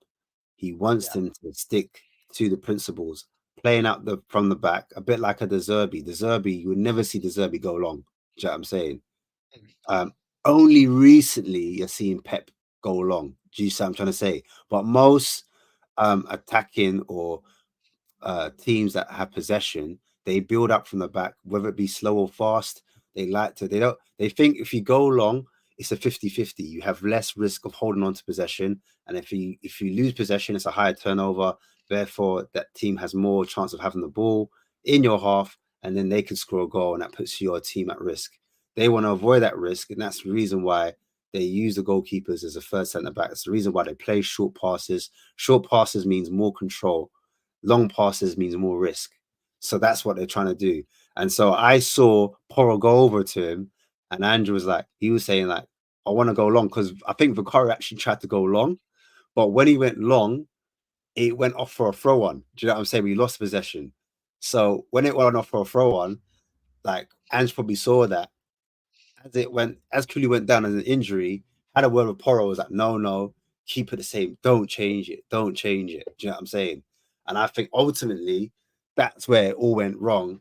We carried on playing the way out of the back, made mistakes, and then we got punished. So I do understand the process and the logic and the philosophy of it. And I do understand that there needs to be engaged management. And I do understand with the players, they need to be executing it better. But at the same time, it's like time and place. You need to know when and when not to do it. Do you know what I mean? At certain times, you're like, they're just not on it today. They're just having the stinkers. And the pressing is getting to them. They're not being able to shake it off. You know, like sometimes if you have a bad game, you can shake it off. Like, you're like, all right, cool. I had a heavy touch. I had a bad pass, but the next one will be fine. It's like that wasn't getting into their head. Like, they weren't having those type of internal talks in their head, if that makes sense. And that's where we crumbled. And it looks like typical Spursy. So I don't know if this is just a one-off or if this is a thing where we're not going to be able to play out from the back ever again. I doubt it. I doubt the latter very much. If we look at old school managers, and not just old school managers, a lot of managers do it. They go back to basics, don't they, with defending? You know, there's clearly a defensive issue right now at Spurs if you look at these away defeats. But Ange doesn't do that, does he? He sticks to the same way of playing, takes the risks from playing out from the back. Something has got to change up fast, because if this rate continues away from home, I would be saying like, okay, against anyone decent, okay, fair enough, but it's happening against the lower end teams now. So it is a concern, isn't it, guys? Is it a thing where the level of the Premier League and the teams that we come up against, is it a thing where you'd say they're improving, or would you just say, you know what, we should be better than them? Not arrogance, but like, it's a thing where we shouldn't be, you know, defending against these teams should be like, it shouldn't be a thing. And like, if I look at AZ, right, Alkmaar, who we played on Thursday, compared to Palace, I would say Palace are levels ahead of them. Do you know what I'm saying? And that's what I mean by the strength of the league. They've got Eze and Mateta. Okay, maybe not Sarr. I still think Sarr can do a thing on his day. I remember when he was playing for Watford in the Premier League. Yeah, definitely. Yeah, he was a problem. Do you know what I'm saying? So Mm-hmm. I'm not going to talk about Sarr illy. You know what I mean? On his day, he's not bad. He's a fast, aggressive forward. I don't really call him as a winger, but the way they play their forwards, they play them really narrow, don't they? Do you know what I'm saying? So when they press free against our two centre backs, we're almost outnumbered. Do you know what I'm saying? But it's a thing where, yes, maybe it's a quality issue, but I expect our centre backs to be able to handle that. I don't know, or maybe it's just me. I think highly of Mickey van der Ven. I know Romero has had lapses of concentration and had what we call bozo moments. Everyone, that's the new buzzword at the moment. You know what I'm saying? But I still think, like, I think he can do better, man. I expect better from Romero. And the next game we play, not Man City necessarily, because I'm not sure if he will start. I don't know who will start in that game, but against Villa, if he has that same type of performance, then yeah, it's not looking good.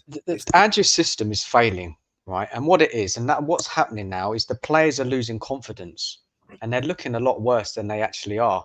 They're not bad players overnight. So, listen, man, that Ange is a concern for me, because we're being out tacticked by, you know, the likes of Glasner, the Brighton manager. Even if you think back to the first game of the season, Cooper, Leicester, they even mixed it up in the second half and could have won it.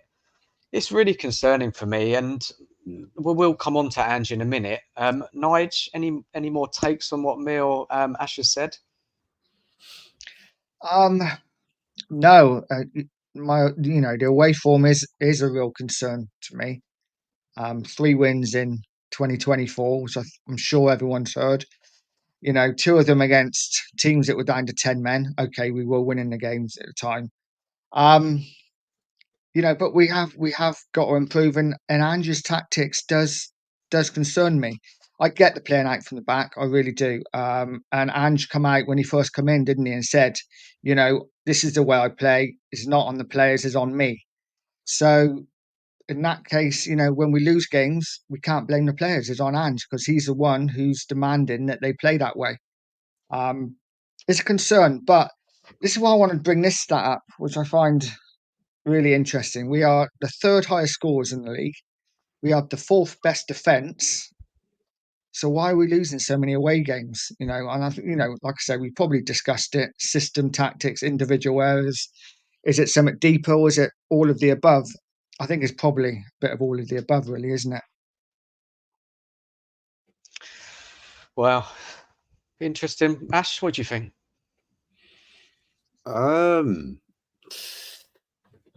Yeah, I think it's just a modern style of play at the moment. It's not like Ange's system is unique to world or Premier League football. Do you know what I mean? That kind of, as you were saying, Nige, playing out from the back.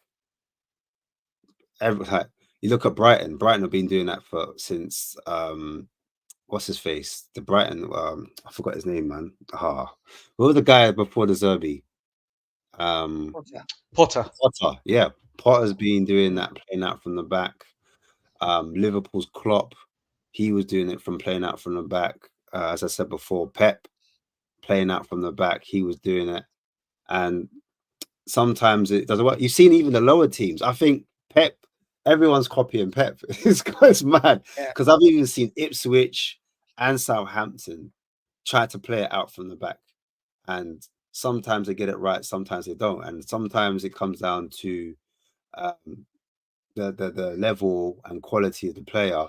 I don't know if I should beat Ange over the head with a stick because our centre backs or our team can't play out the back when a good half of the Premier League are actually playing out from the back. Am I making sense?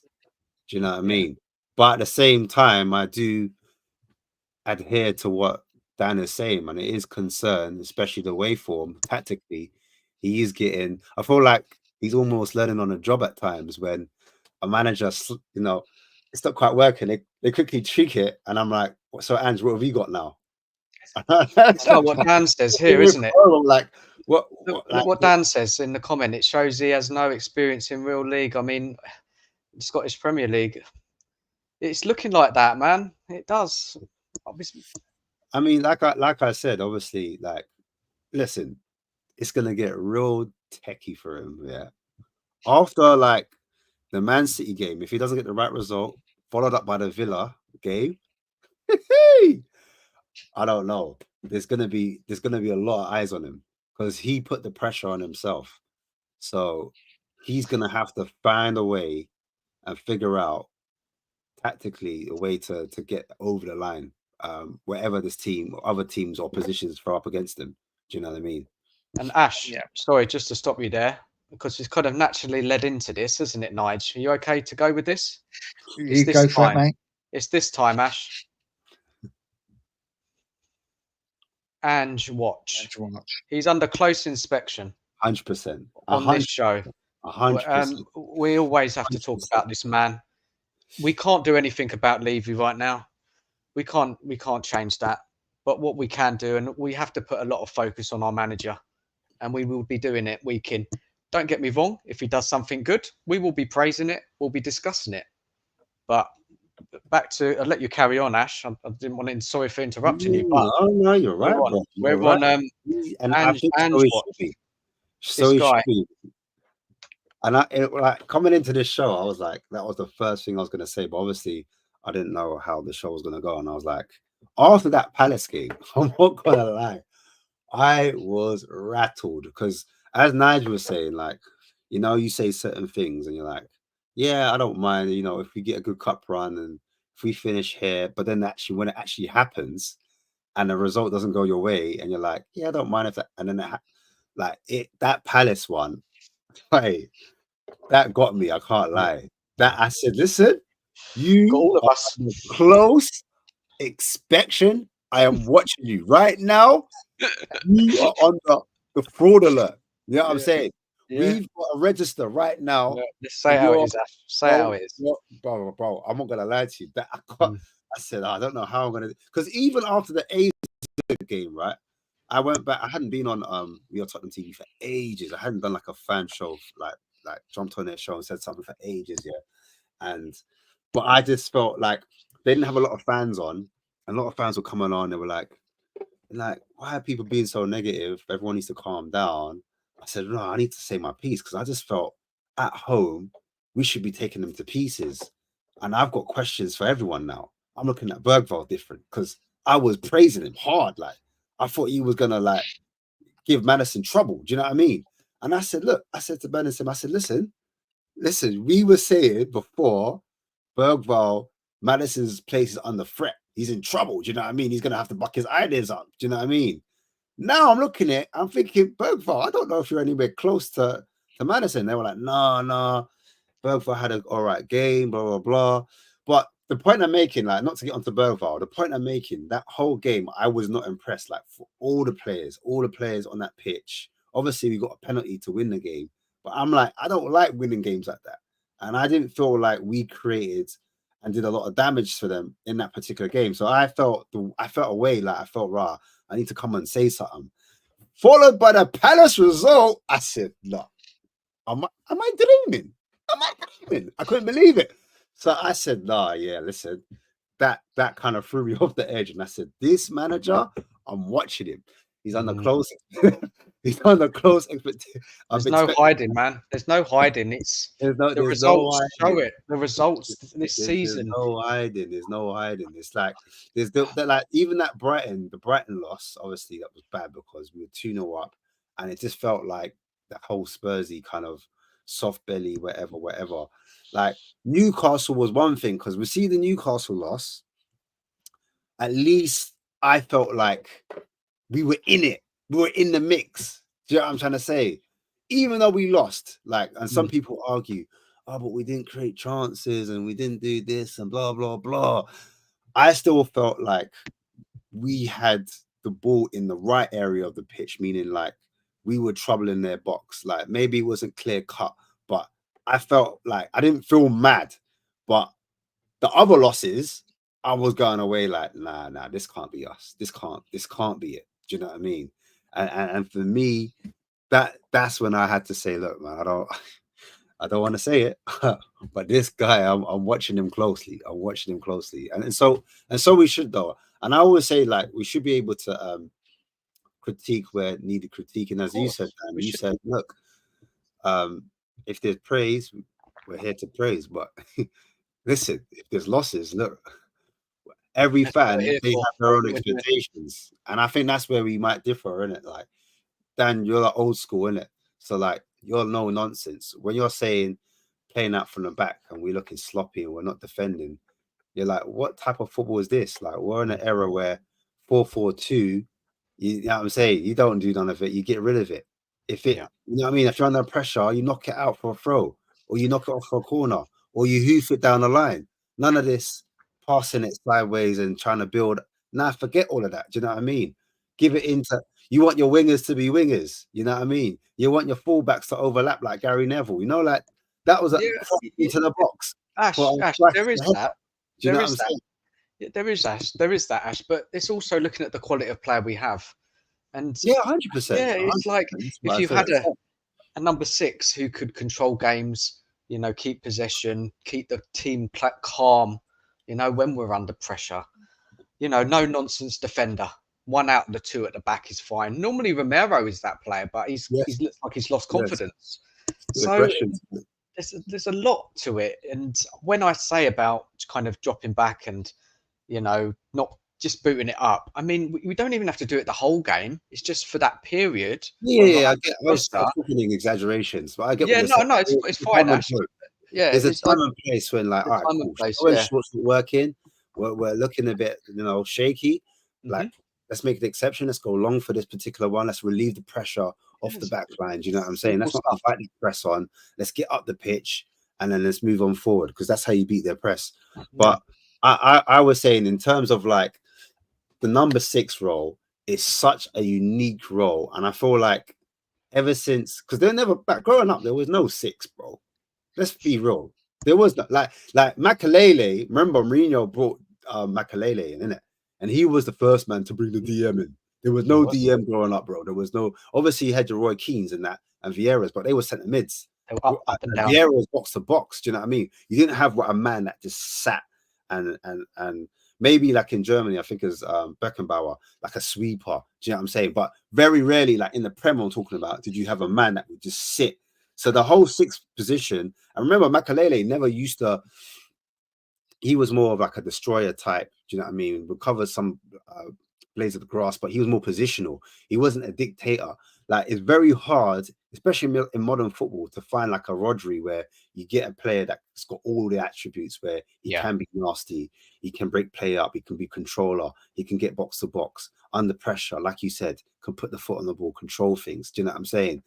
That's where the double pivot was invented, because you have one player that has more characteristics or more of a profile of defensive, and then you've got one more of a player that's better on the ball. And then that's when Pep came in. He was like, all right, it's not just about double pivot now. I'm going to get one of my fullbacks to help with the 6 that allows one of the other midfielders, like a Rodri, to push up. I don't know if you notice, a Kanji and Stones, they push into the 6 role certain times into the midfield, and they help, because no one's really, even though we praise Rodri, even Rodri needs help. When you're seeing a Kanji and you're seeing other players, and even it's not Walker that goes up. It used to be Zinchenko for Man City. Zinchenko used to be their left back, used to invert, and then he would help them progress the ball at the pitch. And now you see with Arsenal, Rice, you see Rice at the back. He's not a really progressive passer deep in that pitch. Do you know what I'm trying to say? So that role is not just our problem in terms of like, it's simple that we just need a 6 to come in, and you know, it's quite a hard role to fulfill, and we need a few players, and the manager's got to be smart and who he puts in there. And I think that's why you're seeing maybe Porro is really good in ball progression. So playing those, like, you know, like the Trent, you got Trent, he fires the ball over the top diagonal, can put the ball down the channel. Do you know what I mean? Because his passing range is so great, even taking shots from outside the box when he's higher up. Like, so when we invert Porro, is sometimes to help the ball progression, to help us to get up the pitch in that midfield at times. Do you know what I mean? So it's a mixed bag, is what I'm saying, bro. It's Ash, remember that player? I think when I came onto your channel in August, we were talking about this 6. I don't know if you can remember. It's been a lot of shows since, but there was a player that you brought up in the midfield. I think he was a French one.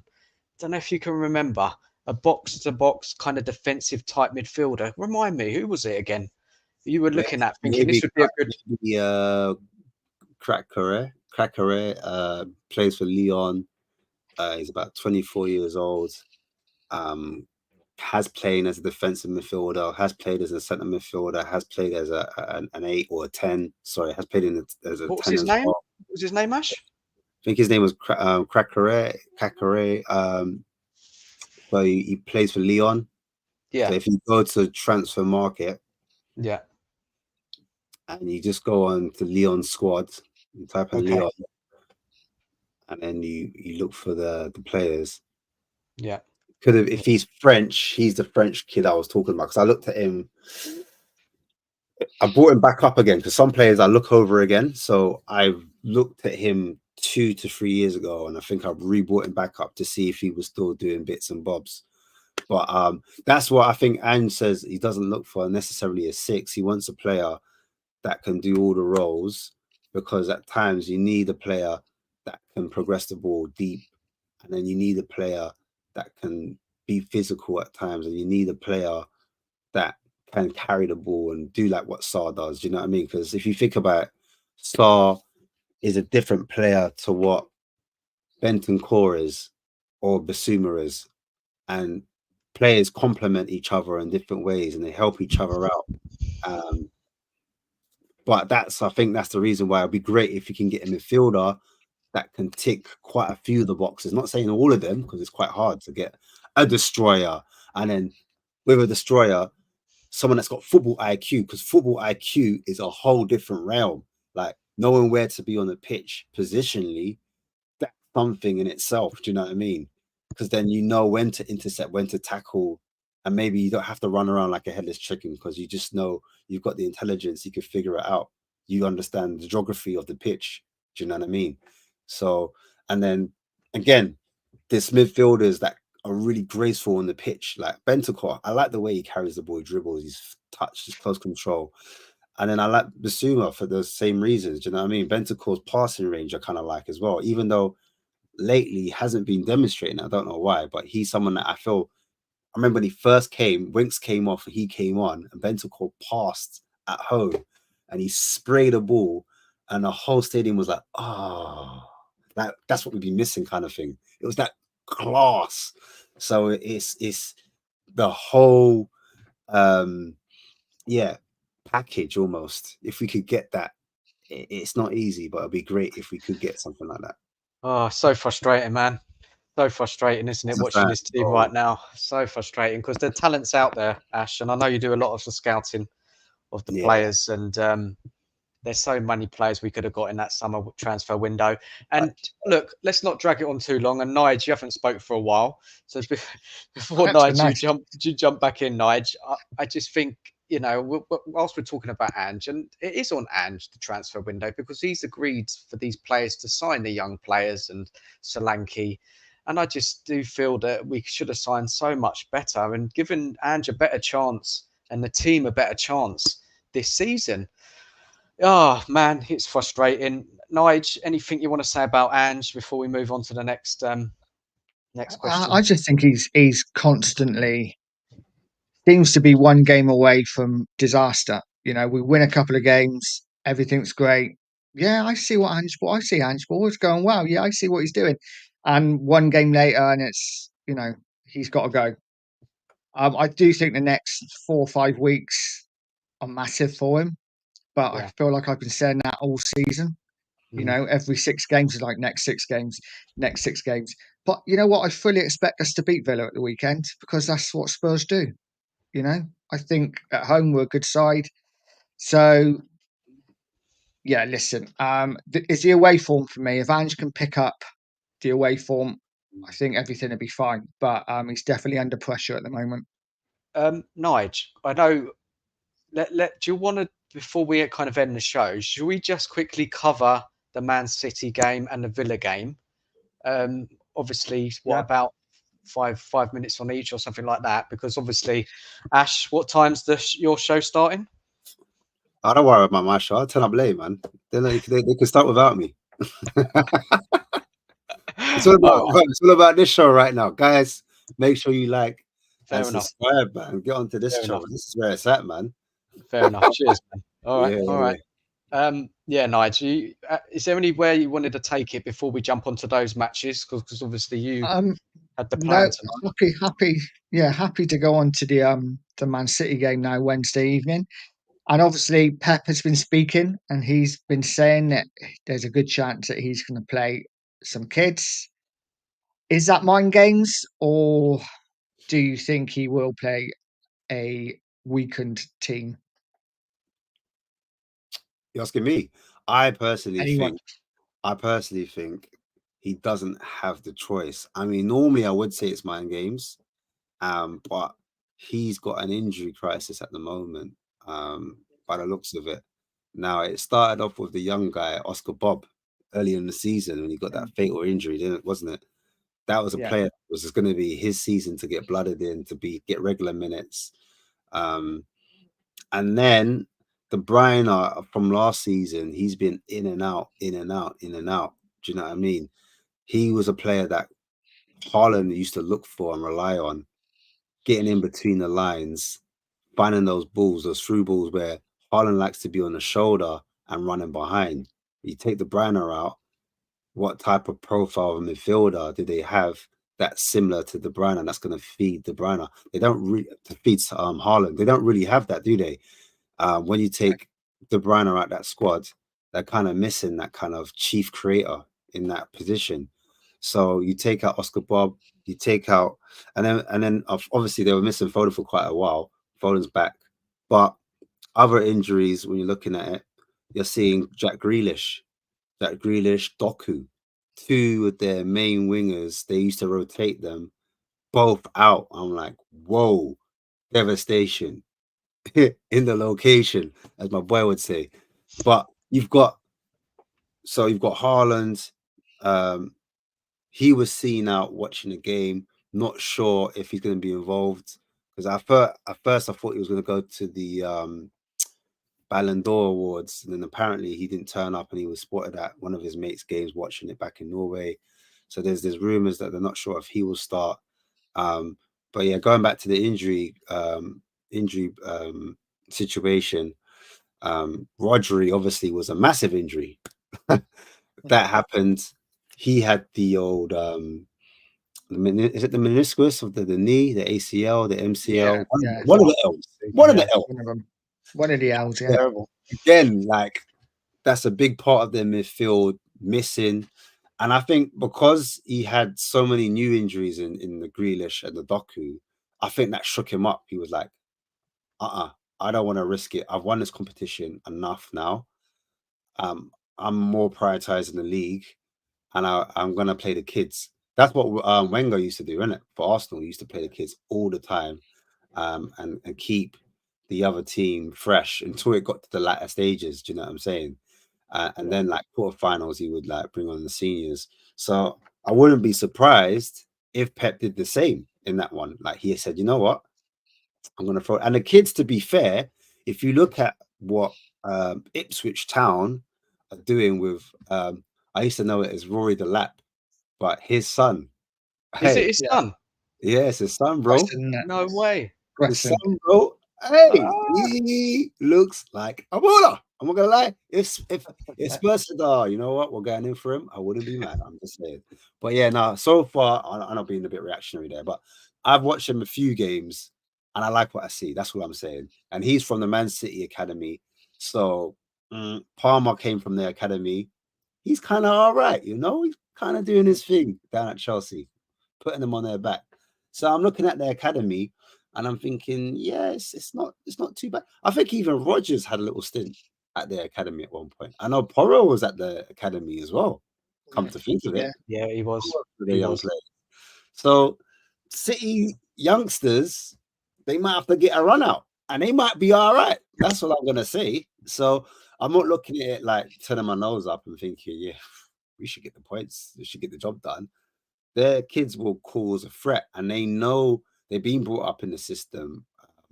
I forget their director's name that's going to be leaving at the end of the season, but they've brought up in the system where they play a certain way, playing out from the back, holding on to the ball, playing possession style football, that the Pep way.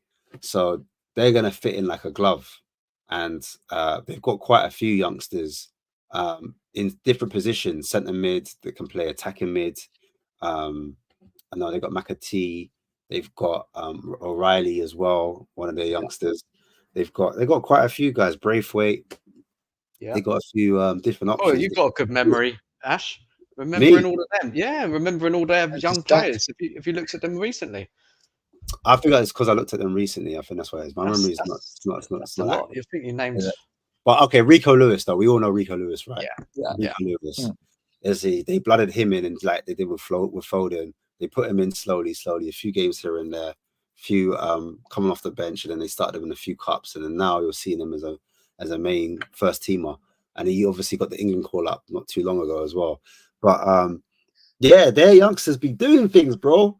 Like so, like yeah, I'm not looking at Man City with all those players missing, thinking, they're not gonna turn up. I think they will, and I think Pep's gonna trust them. I know he's downplaying it, saying, you know, I'm not playing anyone serious, but you know, we still got. He can't play a whole team of kids. He can't. No, he won't. He's gonna play like I reckon, like a Gundogan will play, Phil Foden will play. Do you know what I'm saying? Yeah. There's a few. I think maybe maybe a Kanji or Ake will play. I think Ake will play. Ake, or maybe Stones, because I think Stones came on He didn't start. I think he came on against Southampton. I know he definitely came on against was it Villa? No, not Villa. What game was it? They got the last minute goal with Stones. It was Wolverhampton, the weekend. winner, Yeah. Yeah, it was Stones that got the last minute winner. So I Mm. think Stones is being brought back slowly in, so he might feature. Hasn't played that many minutes, over the season, so maybe he might partner Ake as a centre back. I'm thinking maybe not. We don't know. We'll see. But they're gonna have a few first teamers, like you said. Yeah, 100%. A few. Basically, whatever side they have is probably going to be more than enough to give us a really good game. Oh yeah, And yeah. we're gonna have to be at our best But to get through. if we don't have Haaland in there, I'll be slightly more confident. Bernardo Silva on his day, I don't know if he's fit or not, if he's out injured. But again, he's a player that I've seen cause havoc when he's ready. I'll tell you who will be playing. They've got is it Savio? Yeah. Jeez. Yeah. What a Yeah, vet. he's not bad. He's not bad. I say I'd have him. I'd have him at my club. But it all depends who Spurs play as well, doesn't it?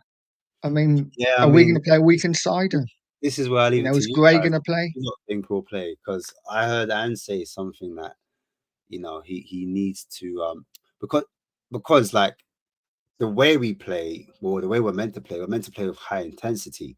So that's the reason why you would rotate the squad. Not to say that rotating the squad is necessarily the best thing to do in this situation, because we want to progress in the cup. Like, we want to get the job done, right?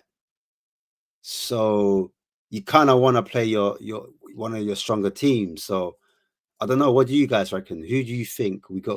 What do you think the back line would be? Do we go with a strong back line, or do they need rest? Because obviously the doggy, he's picked up a few muscle injuries when we played him too much. Right. Okay. Shall I go first, Nige? Yeah, Look, go for it, mate. so there's two things here. This is what I want to do, and then there's what I think Ange is going to do. Amen, Right. brother. So listen, if it was me, I'll be picking the strongest. I'll be going for it. I don't care. Maybe one or two changes based on injuries, possibly. But look, for me, this game is a must-win. We need to get through. Something needs to lift us as fans. We need to be able to, celebrate something. So, but Dan, just on that, before you go any further, pause. Do you think if we were to go full strength in this game, right, and we win, right, and these players are knackered now, they got to play Aston Villa. It's not a small game. Aston Villa's a big game. Tough game. And we lose that game, right? We lose that game. Man United win their game, right? As bad as they've been, Man United go above us, and we swap places with Man United, and we end up, they're like 14th or 13th. Yeah. They're only 2 points behind. Yeah. That's how the table is. You win, you're in the top 6. You lose, you're in the bottom half. It's just that flippant. And that's how us fans are like. All of a sudden, yes, we progress to a cup, but we're languishing in 14th. And now the board, like, I don't know. They're thinking, raw, that Europe looking a bit techie. I don't think we're looking a bit far away. Would you risk it? Would you risk like having because the fans will fall out, even though we've done well in a cup. Like, fans will say one thing. We want to go well in a cup, but we're in the league. You see us in the league more than you do see us in the cup. Am I making sense by that? Like, totally. War of no, don't get it twisted. We will act terribly if we lose in the cup game. We get knocked out, we will lose our heads. But at the same token, if we were to lose to Villa, end up 14th, maybe get like points against Ipswich, but then lose the next game because we've got Man City again and play the full strength Man City, then lose that. And then we're further back in the table again, and we're like on the wrong side of that Premier League. We're outside that top 10. Yeah. Are you going to have that same energy? This is what I'm trying to say about the rotation thing. Would you still say like, we need to play full strength? Doesn't matter. We can't afford to play a second strength team against Manchester City. You might as well not turn up. We saw what happened against Coventry. We saw what happens in the Europa League, where we're struggling to beat these teams. It's suicide, Ash. If you don't play, you can make a couple of changes. I'm not saying that. Maybe Spence coming in, possibly. So you basically play Mickey van der Ven, knowing that like his hamstrings twice in 1 week could be a lot of pressure, on them. You know what I'm saying? Like, if he's out for the season, like, we win it, but it's at the cost of his hamstrings, and then how vital Mickey van der Ven is. You're testing me, Ash. You really are testing me, yeah. I'm just asking. No, it's fun. It's fun. It's fun. You're really, really pushing me. I like it. No, man. We do need to go. I'm sticking to my guns. I'm not thinking about Villa. Let's worry about Villa at the weekend and who we've got left and who's fit, who's not fit. Yeah, we're at home. Yeah. Then we got another game against Galatasaray, haven't we, in the week? So, man, listen. This is for me. We have to beat Manchester City, best team possible, and it's going to be tough. But I've got a sneaky feeling that if we do that, I think we can get through, because Man City, with the youngsters dropping some of their first team players, doesn't sound like Pep's up for this cup, does it? Doesn't. He's not up for this. I think he'd be happy to go out. So there's a win there. Sorry, man. Would you say he's no? used to it? He wins it every other year. It's just it's not exciting. We value it. When you've I don't know. It's like when you haven't had something for a long while. Like, I'm gonna say crackers. Like, if you haven't had crackers for a long time and you're starving, you know what I'm saying, and someone offers you a cracker, that cracker tastes. How would he answer that question, Ash? How would you answer that question? No, how would crackers answer that question? You asked me. I think he would be. I think he would say full strength, wouldn't he? I think. Look, man. We need to just win that game, get through, give us something to get behind. Worry about Villa at the weekend. Nige, what are you thinking, man? Are you where are you at? And that, you know, Ash, what I was, man. I was thinking full time. I was thinking go full strength, and then Ash shared about Villa and then Man City, and I'm just like, if we, and I'm thinking really negatively here, but we played our full strength side against City and still lost, and then we had, and then Villa come up and suddenly Van der Ven's not fit and play. I don't know. I think it could be worth mix and matching a little bit, bringing Dragishin in. I wouldn't play Davis, but maybe play Dragishin. So what, Dragishin Romero? Because we've done that before. Dragishin Romero, yeah. Done that before. And Spence. I'm not sure about Gray. I would play Porro, to be fair. Not 100% keen on Gray at right back. But midfield is kind of, we can mix and match anyway, because they don't always all start. So I think midfield would be fine. And I think Mikey Moore might get another start. And, again, Solanke or Richarlison, either one. And I would have thought Johnson will probably start. He tends to play every game when he's fit, So, yeah, I'd mix it up a little bit, but I'd play as strong as I could, but rest a few players that maybe we needed to rest. Maybe I wouldn't play Maddison. I wouldn't play Van der Ven. But other than that, I'd go pretty strong. Problem is, if we lose to Villa and then lose to City, we could be 15th or 16th by then. And then after Villa, we've got Ipswich, I think. Yeah, we've got Ipswich in between. Yeah. So then we got City at home. Yeah. Ash, what are you saying then? What are you doing? You're Ange. You're the manager tomorrow. What are you picking there? Go on, give us the lineup. Yeah, pretty much what Nigel's saying. But if need be, I would throw on the superstars. Like, if we're struggling, do you see what I'm saying? I think logically, you don't want to mix it too much, because then there's too much change. It kind of breeds inconsistency, breeds unfamiliarity. You lose, I always talk about rhythm. You know what I mean? You kind of need that kind of patterns in the game. You need to turn to your left. All right, cool. My man likes it slightly in front of him, or he likes it to toes. Cool, I get it. He likes it on the back foot. Cool. Do you understand? So having that relationship on the pitch for me is important. Not taking too many players out. That's what I do. But in reality, in real life, I have a feeling that we might just change that back four. And for the reasons that I was saying to you earlier, Dan, for the reasons that Yes, he wants to put a competitive side out to win every game, but he also wants to compete on all fronts. So he's looking at the next game as well as the game that's in front of him. So I honestly think if he does play what he did like he did on Thursday, the same team,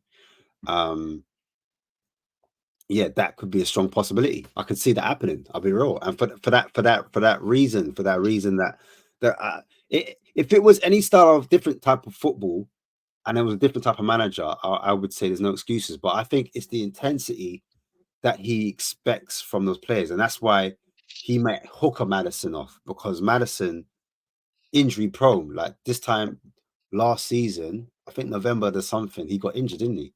He got injured. Yeah. So I think he might be aware of that and thinking, maybe that's why I take Madison off 60 minutes or 70 minutes or 80 minutes, because he's the one that always gets sacrificed all the time. They always take Madison off. They never play him for a full 90. And I don't know if it's because his ankles are glass and he's his featherweight. And that's why we sacrifice him. But he is our chief creator.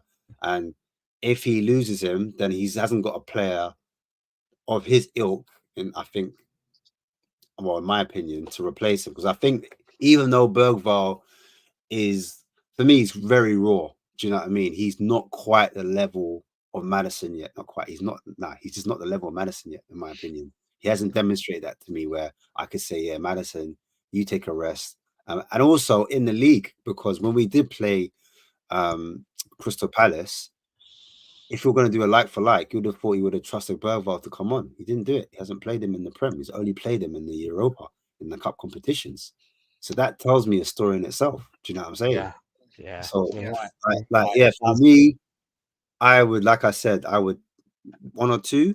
You know what I mean? Because I want to take it cup seriously. But I also, and I go back to this, guys, I'm not privy to what happens behind the scenes. I'm not. I don't know if he's got a knock on the door. Mm. You starting? What's your lineup? Do you know what I'm trying to say? I don't know if they're saying to him, you need to prioritize the league, bro. Yeah. Otherwise, you have us to not the fans. Do you see what I'm saying? Yeah. So I'm just throwing it out there. I don't know. Like Nige likes this one, Ash. What you said there, and that's what Nige thinks a lot. Yeah. 300 grand for winning the League Cup, or an extra 6 or 7 million for finishing higher in the Premier League. It's, Bro, you know, Levy's gonna. Yeah. You see them sponsorships, you see them certain roles in the stadium that they need to set out to certain companies. Like it's all off the back advertisement and marketing and money coming in. Where you finish, it's not even just like you get the prize money for finishing that position. You do, you know, like that's the reason why Chelsea are able to outspend us. I know they also sell the academy, young kids, whatever, but where you finish dictates how much money will fall down to you, because the TV rights will go up, because guess what? The TV people, they want to have your team playing on Sky Sports. They want you on TNT. Do you know what I'm saying? Then the ad people pay for the space in between the halftime commercials or before and after. That's how they make their money. That's why where you finish is important to the people upstairs. Do you know what I'm saying? Because they know their revenue is dictated by that. Do you know what I mean? And if the revenue's not coming in from there, from the league position, then we're only going to see things like happen like this season. One big signing. Well, I call it one big signing because I don't really cast Archie Gray inside that, even though he was a big chunk of the money. 40 mil's a lot. But you get one senior signing in Solanke, which is 65 mil. Do you understand? And we don't spend big in the other areas, which are key, which we needed to do, because Anne said it. The problem is in the forward line. He said it. Not like he didn't say it. And then what did we get? One striker. He didn't actually address the wingers. He said it. I saw him at ITV Sport, you know. I was listening. He was like, oh, I like this player. Oh, I like that player. Oh, what an amazing player. I was like, me and Ash can get on. We've got similar tastes. You know what I'm saying? What did we get? Solanke. All right. Yeah. That's all I'm gonna say, bro. So Yeah, I'm not gonna Oh, say no more, bro. I'm gonna leave it at that. I don't want to talk too much because we'll be here for another hour, bro. I'll be honest. yeah, and listen, look, there's so much we can talk about, man. Honestly, look, the pressure is on, isn't there? Massive pressure. So many questions, so many ways ways this can go. Look, let's have a quick prediction, and then we'll move on to the Villa, and then wrap it up for the night. I think. I think we will draw the game and win on penalties. Spurs win on penalties. Oh Yeah. my! If Spurs win on penalties, oh my! Can you imagine Spurs winning on penalties in my Amazing. lifetime? Wow, wow! Against a Man City. Then again, it's the kids in it, so I hear it. Yeah, I can see us. Sometimes when things go real bad and we need a performance, we somehow turn up in it. For some reason at home as well. Whether it'll be a performance we need, I don't know, but we possibly get the job done. I'll go for back in the team, back in the boys, and I'll say we'll get it done. 2-1, 2-1 Spurs. We'll concede the goal. 100% we will concede the goal. We Come will. on. This is what we do now. But Yeah. I think on the day, like, we should have enough to kind of swing the game in our fortune. And if you guys are right in what Pep's saying, like Pep's saying, look, I've had hundreds of crackers. Do you know what I mean? I've had hundreds of pizzas. I don't care about this pizza anymore. Like, pizza doesn't taste. I want my Chinese. I want my steak. Like, and he's treating a cup competition like that. Then maybe he doesn't make those big changes, and we end up winning the game because he doesn't care about it. What do you think, So, Dan? yeah, so we've got Son's out. He's not fit. He's not back until the weekend. Wilson's just picked up a long-term injury. I don't know if you guys know that. Yep. So, Yeah.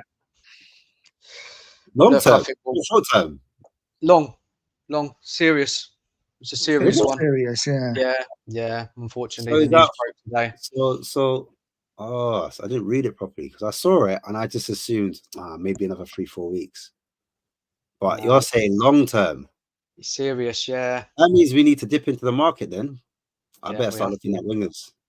We'll be 100%. keeping Werner in January. Mm. He won't be going back now. Oh God, guys, please, Werner. I don't want him. I don't want to see him tomorrow. Look, we'll see. let's We're hope- definitely seeing tomorrow. We're definitely let's just give Son's out. Yeah. It's Timo well, time. more. No, but more. Definitely have to play more. Have The to. boy Moore's played. He's a young kid, you know. He's played 2 games back to back. He's played Just Thursday if and he's good Sunday. enough, he's ready. Just put him in there. No, he's ready, but I'm saying Thursday. Think about it logically, guys. Thursday, Sunday, and then you're gonna ask him to start again Wednesday. Come on, you know it's Timo time. You know it's Timo time. No, Come on. no, you're Probably right. is Timo time. But Yeah, no. Logically, I mean, like emotionally. Yeah, of course. I don't want him nowhere near the club. I'm like, you're probably right. get He's him out going of to my start club. Werner. End it January. His time is done. Do you know what I'm saying? But logically, you just know more will be on the bench. A 17-year-old, his body's still growing. He's probably got growing pains. He's probably like at night, his kneecaps are growing. Waking up. Oh, my back. Because you know that happened to Sarr, innit? That's why he was injured last season. He had growing pains. Yeah, there's always a chance. There's always a chance he could play Kulu right and Johnson left. Yeah. Maybe. Yeah. I prefer that. I prefer that. Yeah, he could run that. Yeah, run that. Yeah, that makes sense. So I'm going for a Tottenham win. Right. Tottenham win 2-1, and Nice. just pray we do, because I'm Yeah. fed up. I'm fed up.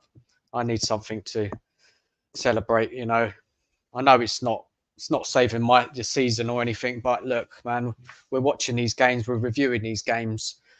Look, man, we need to get something, get behind something, little, because we're in the quarterfinals then, aren't we? After that, we're in the quarterfinals. We are, yeah. We are. Yeah, should we talk quickly on the Villa game? I mean, there's not a lot we can really say on it, obviously, because we don't know what's going to happen in the City game. Injuries, etc. But expecting Sonny back. Do you think it's going to be 3 points or anyone? You know what? I mean, I could kick it off, bro, but Villa's not an easy game. I know we beat them the last game. A lot of people got a lot of confidence. But Villa have started off well. The Europe hasn't affected them like lots of people thought it would, like how it did to Newcastle. I think they've got a bigger squad, quality, the depth is there. Players to worry about or concerns on their side. I know we might have Sonny back. It'd be great if we have Sonny. It'd be a big boost if Son comes back because he changes that dynamic on the left, especially his experience can actually get us through games in terms of finishing. Like he's able to put the ball in the net. We need someone like that. We need a killer, and we're lacking killers at the moment in the final third. That's Spurs' biggest problem, in my opinion. Yeah. But if I'm looking at Villa, I have to respect the opponent, and I'm looking at Rodgers. He's on form for me. He's really physical, like not just physical, but he's good at carrying the ball. What's it called? The guy that we were linked with, his name's gone from my head now. But no, Ramirez, Barnes, Aaron Ramsey. Sorry, Ramsey, picking up a little bit of consistency as well, box to box threat. But it's McGinn. Really, I was going to get at McGinn for me. McGinn has come back into the side, started scoring. And I was like, oh, thank goodness McGinn's in about. And then McGinn goes on, starts scoring goals, starts being more effective in that side.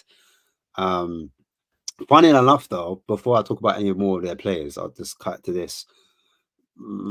Against Manchester United, they kind of faltered. Didn't get it over the line, didn't win. Against Arsenal, I think they should have beaten them. I'll be honest. Yeah. Those misses from Watkins, oh my days. Watkins is a top player, but I don't know how he missed that against Martinez, that double save that he made. Right. Not Martinez, against Raya, sorry. Double save he got. Just talking about a reason why I got Martinez on the brains, because obviously the Ballon d'Or's just gone by and he's picked up some hefty awards in that ceremony. So their keeper, he's on stuff. I can't lie. I already mentioned Watkins. Off the bench, you've got to put some respect on Duran, man. You know what I'm saying? Duran, that John guy, he's become a bit of a problem. So we've got new problems we're facing with. I wonder if I like their manager in Emery. I wonder if he looked at the game from last season and thought, I got it wrong.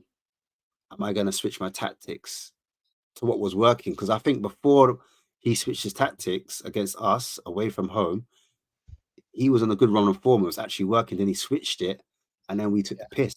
And we beat them 4-1 or 4-0. 4-0. Yeah, 4-0. No reply. Imagine that. 4-0. And I even at the home game when we played them, I thought we battered them. But, you know, a few tweaks here, like we said, managers come, they tweak. And he managed to get the 2-1 against us. Set piece undone us at the first goal as well, I remember. So yeah, it's not going to be easy. Villa's a tough one to call for me. I'm not going to say it's a straightforward 3 points. It depends what Tottenham we're going to get, and that's the problem we have at the moment.